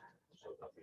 Thank you, Brian. I appreciate it. Thank you for You're the welcome. interruption. I appreciate, yes, welcome to the BZA. Again, same for you, Brian. You will take, your office will take effect June 1st. You're done. That was one signature. Rachel, Thank you. I appreciate the interruption. Have a nice night, I just want you everyone. guys to know I was at a funeral when that Thank you. email went out and I was late responding, but I got to it first. Put you on it. Tom, is there a preliminary stuff or should we turn it over to? Yeah, I'll just briefly just introduce this petition, and this is a little bit unusual, and you may have noticed that there was no staff support, and part of the reason for that is that this is a very complex project, and there are a lot of moving parts involved, and there are different approvals and things that need to be made at various levels. So thankfully, it will not involve the Board of Zoning Appeals at all, but there will be some approvals that will be required from the Plan Commission as well as from the Town Council and the Redevelopment Commission, and they all sort of hold together as a kind of a, they're all conditioned upon one another until they all sort of get through the process and then it could get finally approved. But the applicant is Gary Warfel. He's with Saxon Partners, and he's been here before to talk about the proposal to develop the former Lansing Country Club, which is now being called Ken Mara. And he submitted a development plan as well as a number of supporting documents. Probably the most illustrative piece of it is the piece that I gave to you just now. But there are also more detailed technical drawings that were posted to the Plan Commission page, agenda page earlier. But generally, where we are now within the process from a Plan Commission standpoint is he's sort of moving forward with getting approval. Oh, there's sort of two approvals. There's like a staff approval where we go through and review the development plan and ensure that it complies with all of our standards with respect to thoroughfare types and open space types and block sizes and all those things that were mentioned in our discussion of the Community Foundation project. So there's that, which will be signed off on by us, and the staff has already actually reviewed one of those plans that's since been changed a little bit, and we'll talk a little bit about that tonight. But there are also going to be a number of subdivisions that need to occur. And Gary's going to kind of go through the plan, but generally, I'll just tell you that there are sort of an on-site subdivision, which is the actual development parcel, and then there are some off-site things that need to occur as well with the reconfiguration of some streets, both to the north along Fisher Street and then to the southeast at Maple Leaf Boulevard. So there was a plat, sort of a preliminary conceptual plat that was submitted along with this application. It's not a full legal plat that we would be able to be approved. We wouldn't be able to approve it because it doesn't have the title blocks and the legal descriptions and things like that. But the hope is tonight to get a basically direction from the Plan Commission to I think the intent is to have that material developed by next month, correct? That's correct, yeah, well said, yes. And to return next month to actually have submit a plat for approval. So Gary knows the project best, but essentially, let me just sort of summarize a couple things here. before we go through it, Gary, if you don't mind. When I'm talking about the different actions that have to be taken by the Plan Commission, you'll see here that it's really phase 1A, phase 1B, and then phase 2 and 3. So there's kind of like 3 subdivisions that have to be approved. This is a reconfiguration here of, this is a better picture, of Evergreen Park, and this is the Maple Leaf Crossing or Maple Leaf Boulevard entryway. And then these are the actual development sites. So that's where the Plan Commission will come in. But again, I think we're also just, you've seen this before, but just to reiterate, the intent of the plan is to comply with the zoning standards. So there is, there is some discretion with respect to the approval here, but within sort of the constraints of that CD4B zoning. And then, as I mentioned, there are other approvals. There's a draft development agreement that was submitted that has to be reviewed by the Town Council and Redevelopment Commission. And then there are also a number of sort of easements and land exchanges that need to occur. You'll notice here that Evergreen Park is being bisected. Now, I'm blanking on the name of the road. Timber by Timber. Yeah, I'm Timber sorry. Fisher around. And then there is some right of way that the town owns here that would be swapped with NIPSCO. A street that actually traverses NIPSCO property. So NIPSCO would have to convey that property to the town in some form or fashion. And also Evergreen Park is being bisected. So the town council or the park board would have to assent basically to that land swap. And I think that's probably it in a nutshell. This is sort of the subdivision plat that would eventually be in front of the board. I'll just also note one other thing with respect to the process. Similar, this isn't a planned unit development, right? So it's just being developed by right according to the normal zoning standards. And so in keeping with that, every building and every building site as it gets developed, assuming all these other approvals are come to fruition, each individual building site and building lot would also be coming to the Plan Commission for approval of the development plan. So that being said, I'll take any questions. Otherwise, I know Gary can probably take you through his presentation. Questions? Gary, state your name and address for the record. Don't give your old Lansing address. I'm going to give you a good one. Gary Warfel, Saxon Partners, 25 Recreation Park Drive, Hingham, Massachusetts, 02043. Great. We just by background, company is based in Boston. I am local. So I can advance the slides.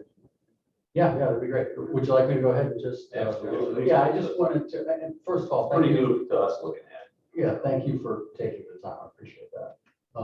This is a very complicated project. Tom, what you said was spot on. We thought it would be a good idea to come in and one more time, just kind of go through some things. A few things have changed, but not much. But because it's complex, we want to make sure that when we do submit our preliminary plat next month, we're kind of all on the same page here. You can go forward maybe go up to that illustrated plan, the phase plan with Timber Park. That's probably the best. Well, let's start with that one, the one before. So what we have done here is, as Tom had mentioned, we divided this project for a number of reasons into phases. Phase 1A and 1B. 1A being the extension of Fisher Street onto the site at the north end. Phase 1B being a new Maple Leaf Boulevard that will connect from Maple Leaf Crossing and Calumet up through the NIPSCO right away onto the site at the south. And then phase 2 would be the connection of those two with our main road through the development. And that phase 2 would encompass some on-site infrastructure work and 300,000 square feet of commercial space. The phase 3 would, as it's shown here, would encompass another 420,000 feet of commercial space.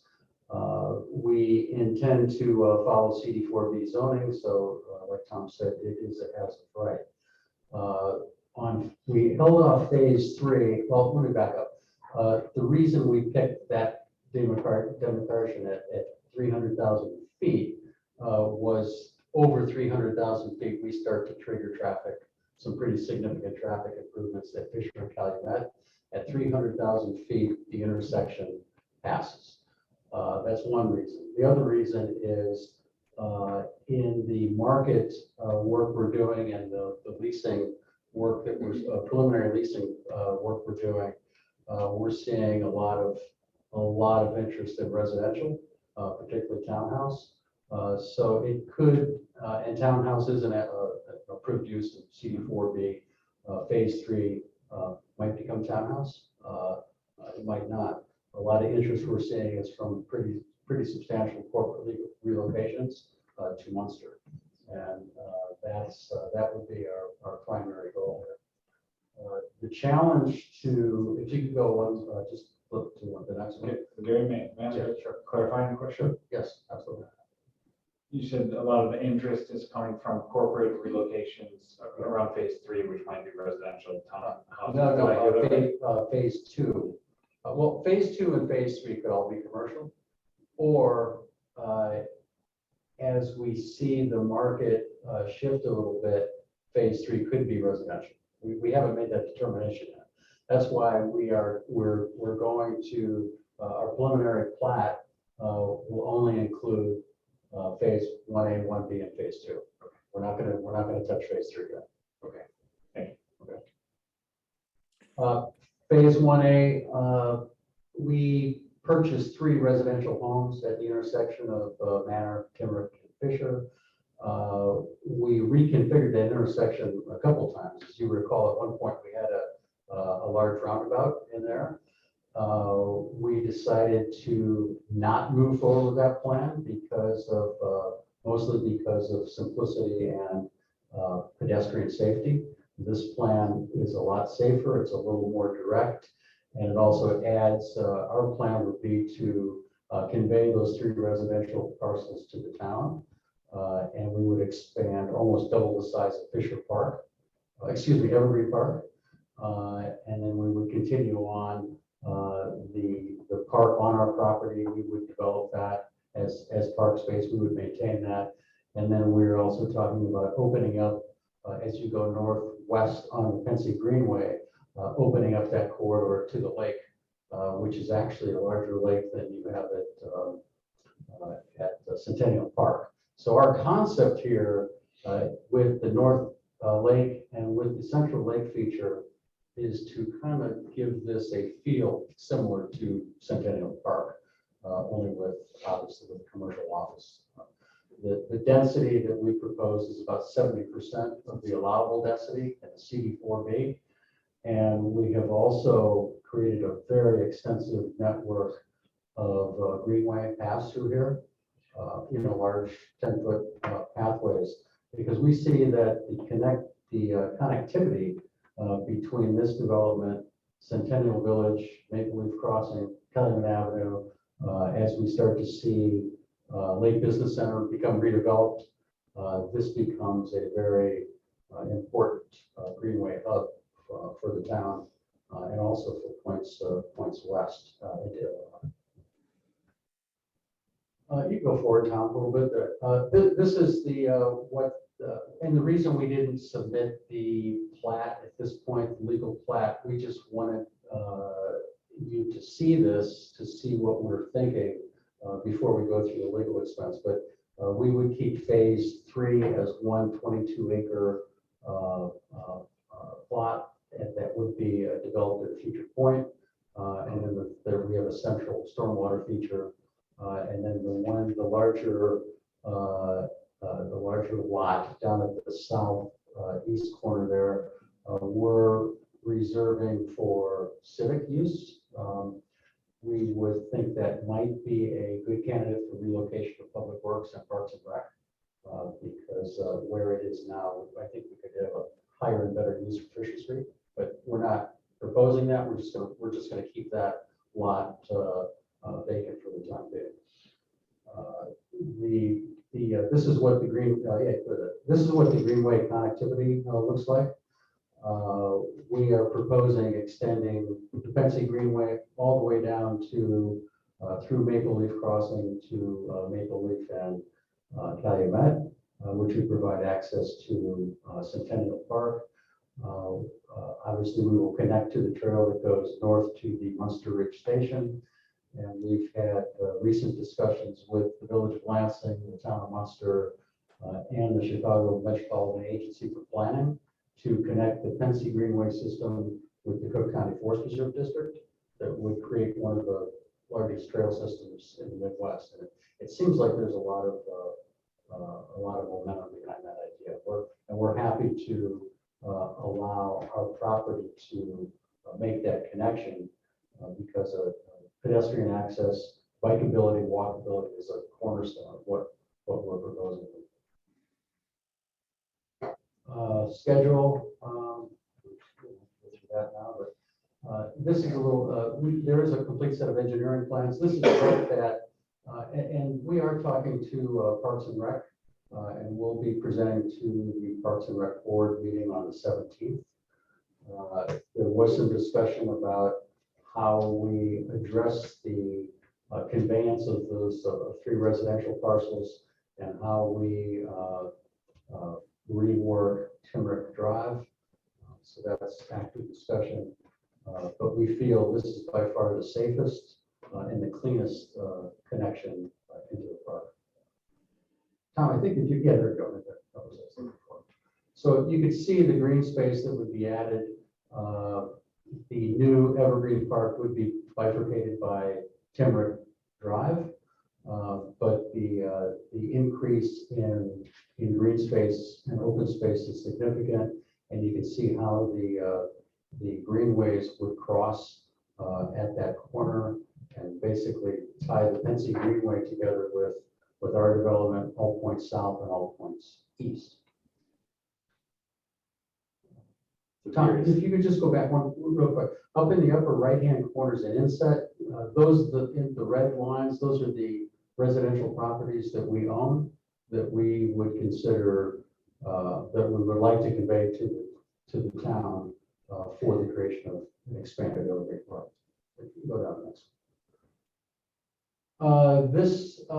I thought the Fisher extension would be the difficult part, and this would be easy. It was the other way around.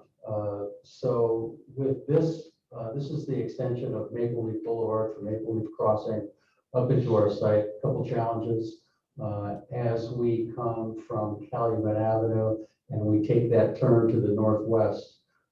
We had to design that so that there was good line of sight for truck traffic coming out of Pepsi, which means we have to cut the corner of Pepsi's property.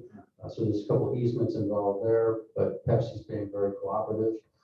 As we get further north, of course, we're coming around the Munster substation for NIPSCO, which is a very critical piece of infrastructure for NIPSCO. They are currently reviewing all of our easement agreements. We are complying with a number of conditions that they requested, and so far so good. It looks like we'll be able to get that in place. One of the issues was creating better security for that substation, which NIPSCO would like to have, and we're trying to comply with one of their new style fences that wraps the perimeter of that substation, which is over 3,000 feet at a cost of about $2.5 million. So For fencing? we're yes. They have I don't know if you've seen the fencing around the Fisher substation. Very narrow 1x1 rails and stiles, and they curve outward. It's a nice looking fence, but it is expensive. So we're trying to work on some alternatives. for that. Those are the easements that are all out and being worked on right now. On behalf of the town, since we're working closely with NICD, we are going under the NICD elevated track. We're also working to get all the engineering and all of the legal done for the easement under where the Pensy, number 7, the Pensy Greenway will go under the earthen embankment. So we're working on that with NICD as well. That's just more detail on the easement for NIPSCO. This was a right-of-way that it's an old right-of-way that we're asking the town to vacate in favor of NIPSCO. It's really not used. It runs parallel to the NICD tracks. We helped NIPSCO. You see that curved dotted line right on the west side of the substation. That was an old Monon easement that we helped vacate on the part of, for NIPSCO. So we want to give NIPSCO as much expansion as we possibly can, as well as safety and security. So those are some of the conditions that we're showing here. Those are the 2 Pepsi easements. What we're proposing, and Tom had mentioned this, when it comes down to, and Dave Westland's aware of this, but when it comes down to Pepsi and also to NIPSCO, our plan would be to have NIPSCO and Pepsi basically convey those parcels to the town. So all of the roadway work would be in town Munster right away. That's your underpass for the Pensy Greenway. This was just part of our development agreement that we submitted that just shows the allocation area, the new allocation area we're proposing for the TIF. So that's pretty much it. Gary, so far nothing on the Lansing side, right? No, nothing on the Lansing side. No connection. No connection. Avenue. No connection. We've removed that connection. We really didn't need it. The one thing we'll probably have to do that we didn't show in our plans, there is an active entrance to that NIPSCO natural gas facility. So on the curve coming down, we'll probably have to make a curb cut to allow NIPSCO service vehicles to get to that substation. What we are thinking about doing in that area is that would be the natural place to extend the Pensy Greenway and connect to the Cook County Forest Preserve District. So we're willing to do that. We think it would make sense for the region. Now, when you talk about townhouses and possibly phase 2 or phase 3, is that retail first floor and second, third, or is it single family or single townhouses? Single family, small lot. We just don't think this is a retail destination. Right, you're off the path of traffic. Yeah, it's too far out of the way. It's remote. It's a very nice piece of property. It's very quiet. It's we're thinking low density, but I don't see this to be a retail destination. We're looking at one of our buildings to do a restaurant, an outdoor seating area by the lake, but that would simply be as an amenity to the site. I don't see a lot of people coming here to spend money. What kind of traffic are you getting in regards to professional office companies? I mean, what kind of industries do you see coming in here? Yeah, great question. If I had to categorize, there's about 3 or 4 categories, but the one that we thought, which is we're still being pursued by a couple pretty good sized healthcare users. Munster, because of what Community has done, because of what Franciscan has done, and you just look up and down Calumet Avenue, Munster is becoming a very well recognized destination for healthcare. So those users are there. They want to come. We've talked to some of those.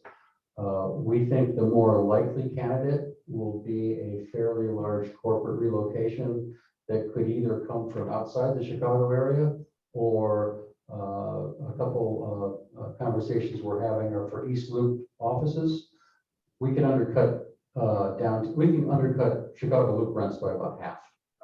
And while some of these businesses could maintain a corporate office downtown, they could send a lot of their employees and save a lot of money and come to Munster. So that's a good one. We also, and we're doing it very carefully because we're not, there is some sentiment, and I've recently become a board member of the Lake County Economic Alliance. There has been a sentiment about competing with Chicago, and I think that's the wrong approach. We should be working closely with Chicago because we actually can help Chicago become a better market. And we should be competing with places like Austin, Texas, Seattle, San Francisco. There are corporate users that are looking for homes, that are looking for a site like this, and there aren't many of these left. And so we feel that we can compete with Oak Brook, Naperville, Arlington Heights, Lyle. We're closer to downtown Chicago than Arlington Heights. We're closer than Naperville.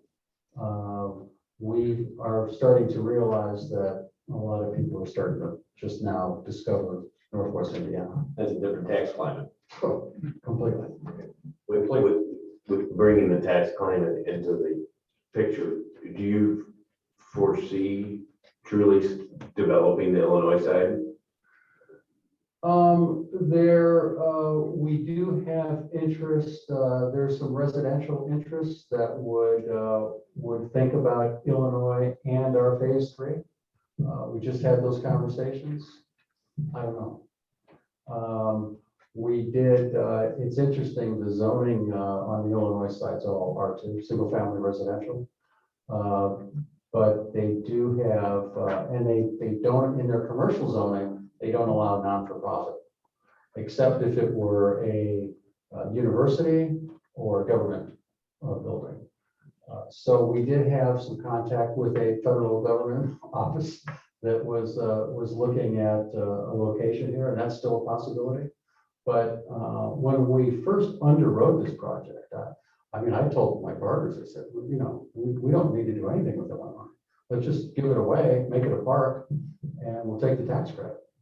So we underwrote the project with no revenue on Illinois. And there's some stormwater issues there. We don't know. Our focus, we have plenty to do in Indiana. We don't. If somebody comes along, we'll think about it. But right now, that's not our focus. Yeah, we still have to take into consideration if we do develop it, that's going to open up that thoroughfare to a significant larger volume of people coming from Lansing. That would come down Fisher. They're coming anyway. Not down Fisher though. They're coming down 45th. They're coming down. Not coming down Fisher though, right? I know. Well, but if you open it up, I'll tell you, they are coming. They're coming down Timber because a lot of people who live in Illinois have discovered that shortcut to get to community. If you develop it, they will come down Fisher. And then, Thomas, the town looked at Fisher and expanding it to be able to handle the volume of traffic and its density. Yeah, that was, Gary made reference to a traffic study that was done, I think it was a year ago. And there were certain recommendations that were made for the intersection of Fisher and Calumet Avenue, including the addition of turn lanes. I think it was a second left-hand turn lane and a right turn lane. We, in the discussions or whatever, we kind of did the same thing that we've done with Community Foundation with their property, which was to say, okay, let's figure out what the threshold is that actually requires those improvements to be made. We don't want to just widen an intersection just have a big wide intersection in the middle of town. We want it to be meaningful and we want it to be necessary before we do that. So that was something that is in the documentation. Yeah. And the traffic study is going to help on whether or not you need a four-way at Manor and Fisher. Because it looks like right now you don't. Yeah, the study did not suggest that any additional lanes be added at that intersection. It was really just at the intersection of Fisher and Calumet. And that has a lot to do with the fact that the traffic signal timing on Calumet is such that it favors through traffic on Calumet, so the green lights are longer. So in order to get people through the intersection, if they're going east and west, you need more lanes to get them through there, shorter, green time.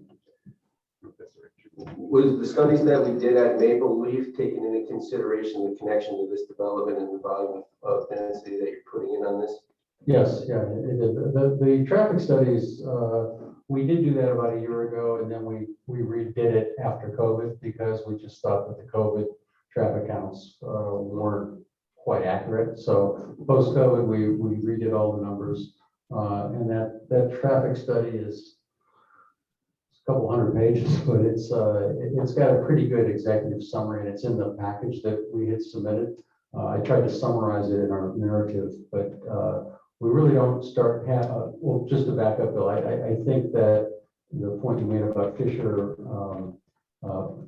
Manor, we would like to see a four-way stop there. I think that would be a good idea.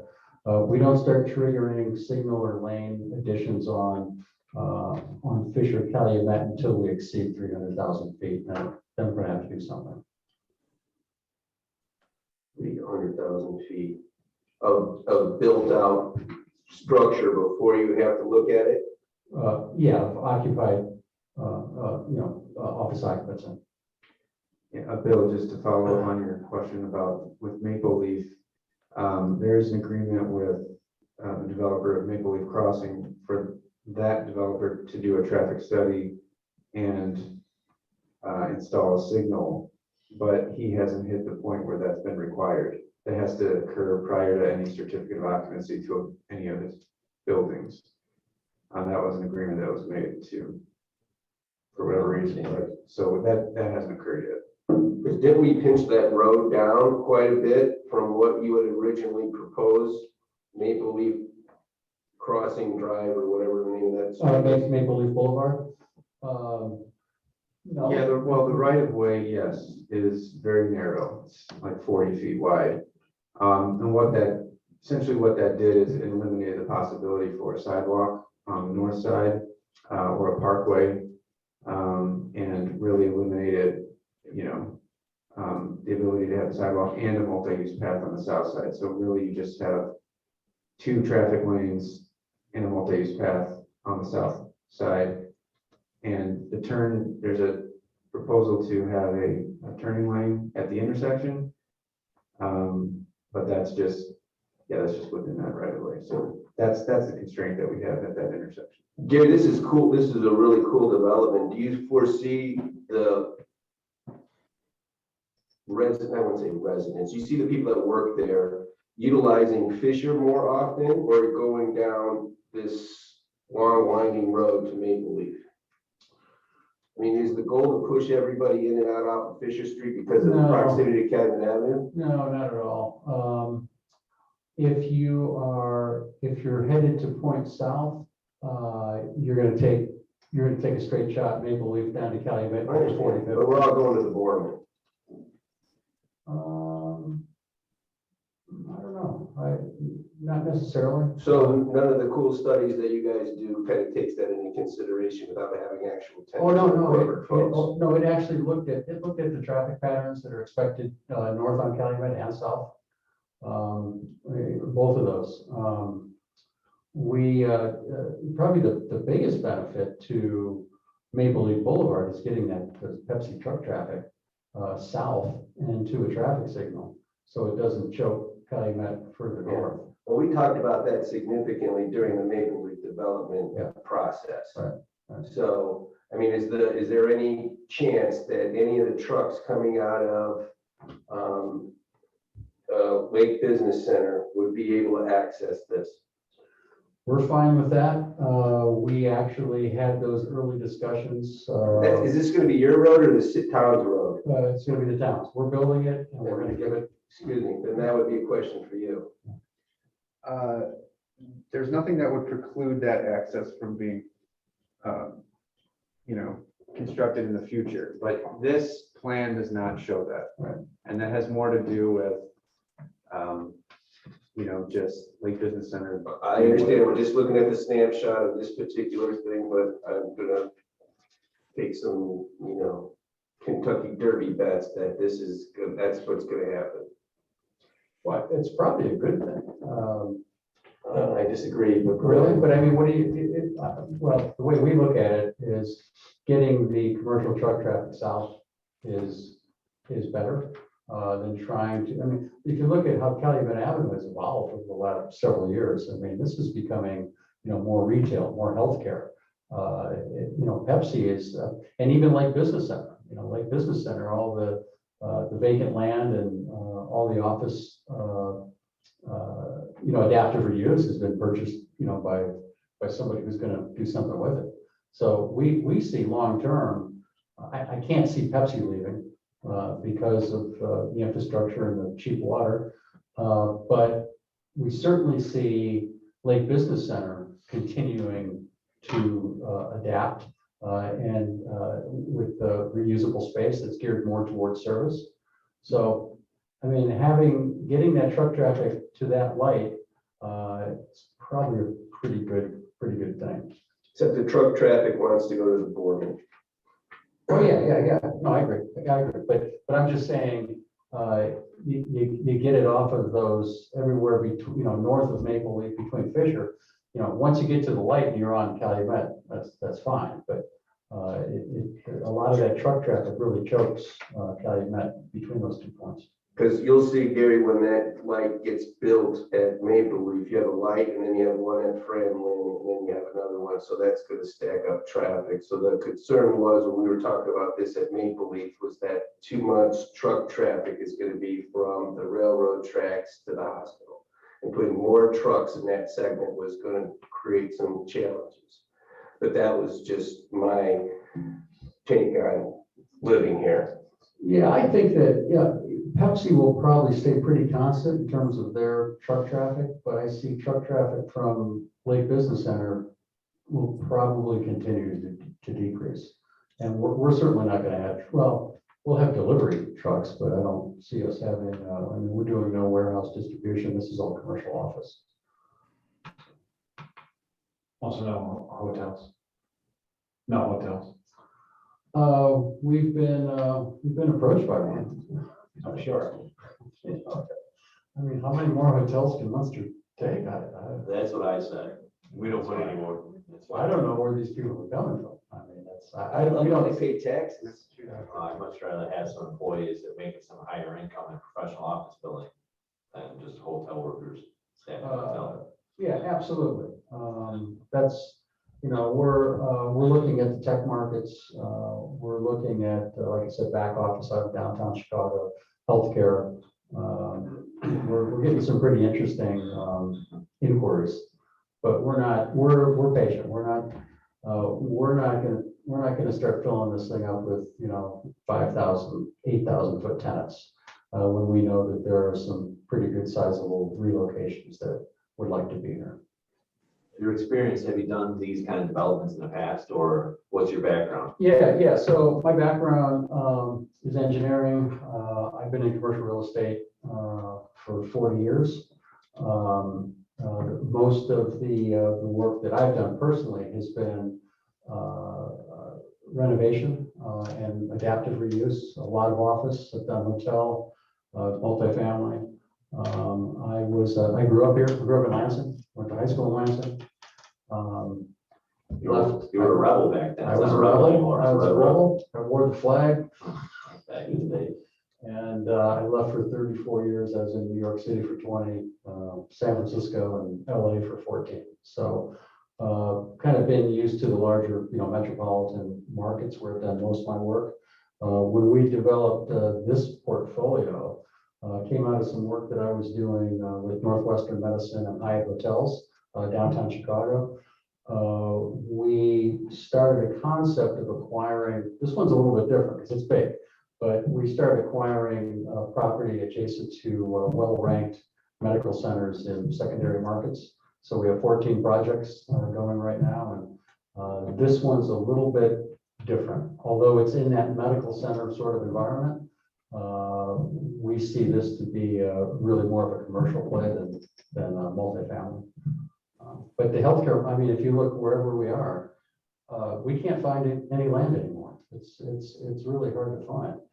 And it's really because the healthcare markets are growing like weeds. It's just, we're in Florida, South Carolina, Colorado, Kansas, New Hampshire, and some smattering of stuff in New England.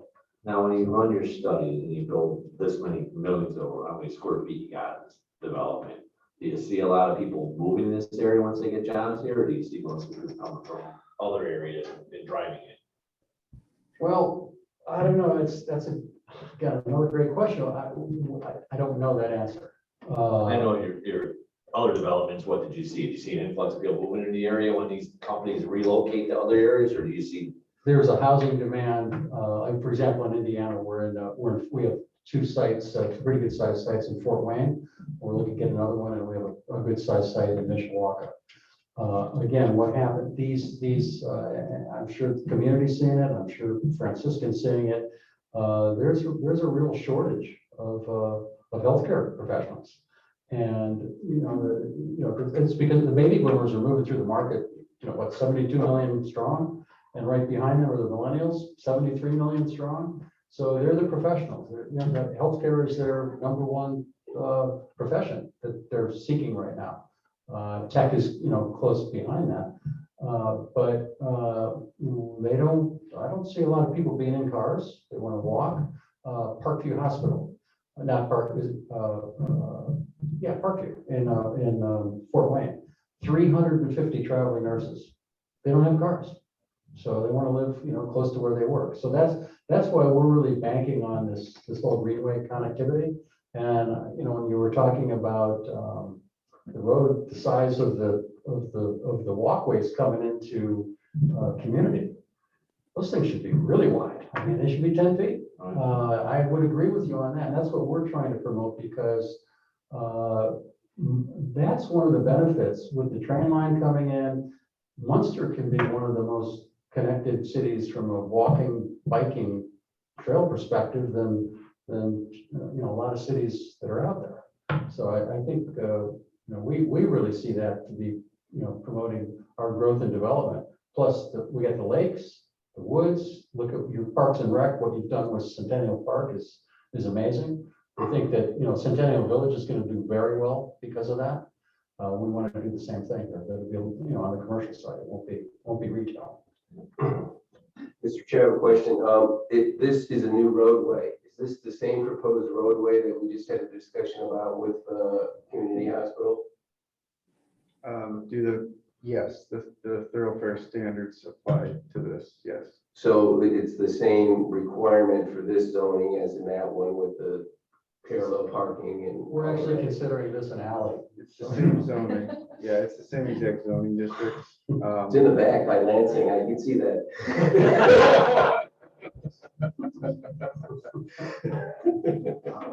Option 5. Or option 5. I actually, when that came up, I didn't know that we're not designed that way. I don't think it would be wise to do parallel parking on Maple Leaf Boulevard. Number one, we don't have the plan showed that. Do we? Yeah. Are we showing it as parallel parking? Yeah. Oh, never mind. We want wider sidewalks. I believe that we gotta go look at that, but I worked with Kinley Horn on.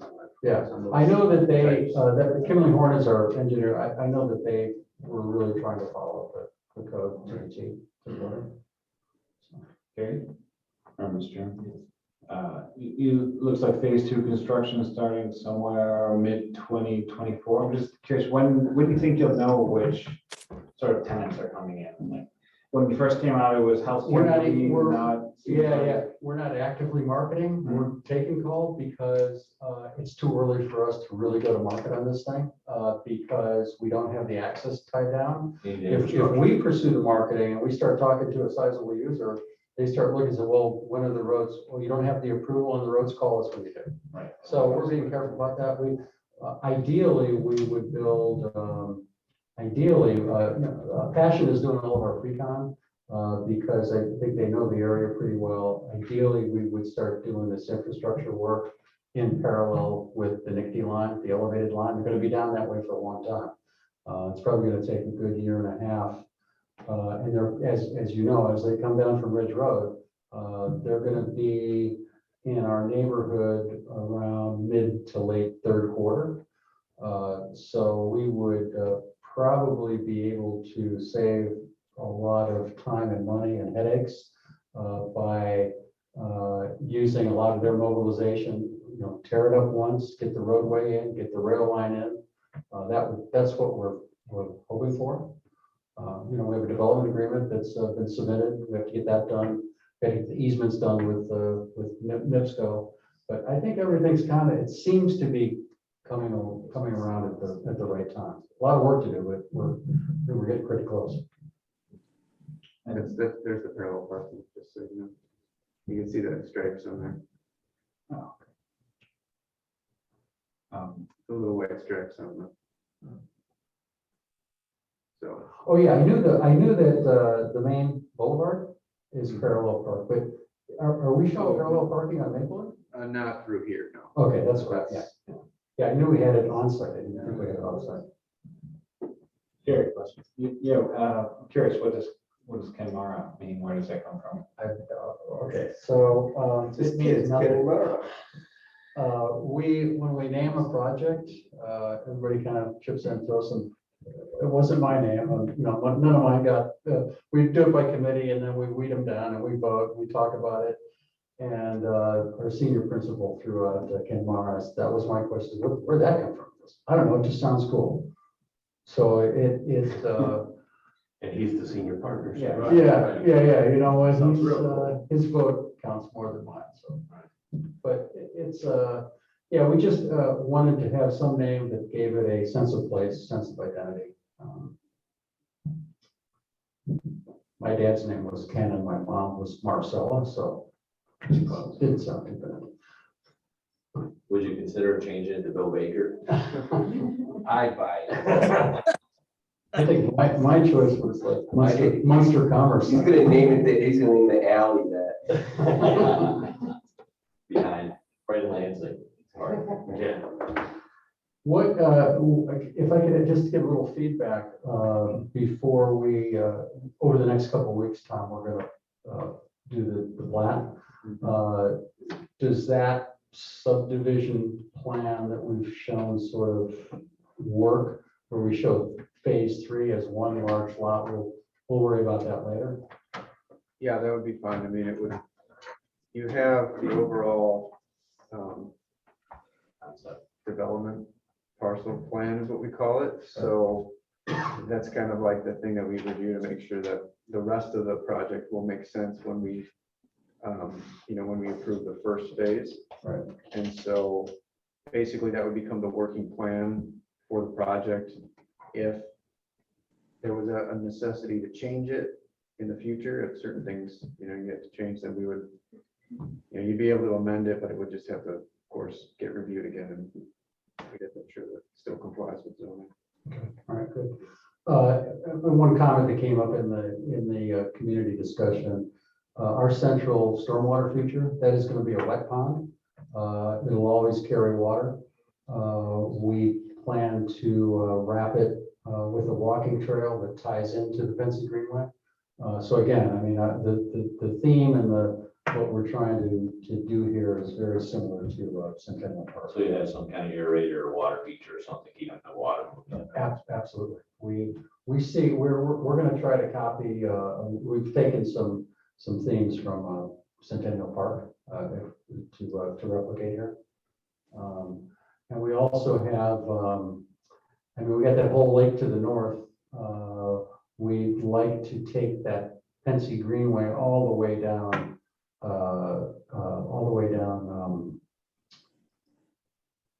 Fisher Street, and just keep going south of the park or south of the lake, and eventually connect to the trails that would go down the ComEd right away into the Cook County Forest Preserve District. So it could be a really nice park and trail system. Well, it's a very exciting development. I remember doing target shooting in that, and those lakes in Lansing. I did too. You could shoot skeet back then. Yeah. I remember shooting skeet. Then they had to clean up all the lead out of the lake. Right, exactly. I remember that as a kid. So. Any other questions? Just keep shooting the lights in these days. It's other. Yeah, no doubt, there's a lot of less landscape.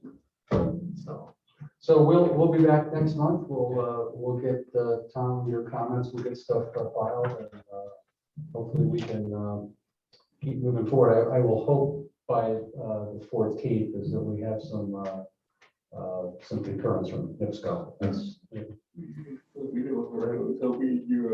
will be here, ready for your presentation. I won't be able to be here. Enjoy. I'll see you in July. So, well, thank you for Okay, coming in. yeah, thanks for your time. I Yeah, appreciate it. Absolutely, thank you. Okay, thank you. Well, hold on one second, before, not yet, not yet. One more thing, we have a gentleman on the line that served 24 years on the planning commission and BZA, Mr. Freeman, this is your last meeting as a planning commission member, or you have one more meeting? This is my last meeting and I wish to express some written comments if I could to the town. So do I have the floor, Mr. Chairman? Yes, you do. All right. As you may know, all of you, I have tendered my resignation for the BZA and the Planning Commission to be effective tomorrow, May 11th, 2022. I do this with sadness, but no regrets. According to my records, I have served 24, almost 25 years with the Planning Commission. We now have a second home in the East Coast to be near our children and grandchildren. Although I plan to continue to be a partner with my law firm in Sherrville, Indiana, and travel back and forth, I realize now that I must focus my energies on taking care of my clients and my family. I have truly loved my service to the town of Munster all of these years, and I have expressed my continued willingness to serve as an informal consultant to the town of Munster, the Planning Commission, and the BZA, should anyone have any questions whatsoever on the items that I've worked for all of these years. So this is not farewell, but just a temporary goodbye. I will deeply miss all of you, but I say goodbye for now. Thank you.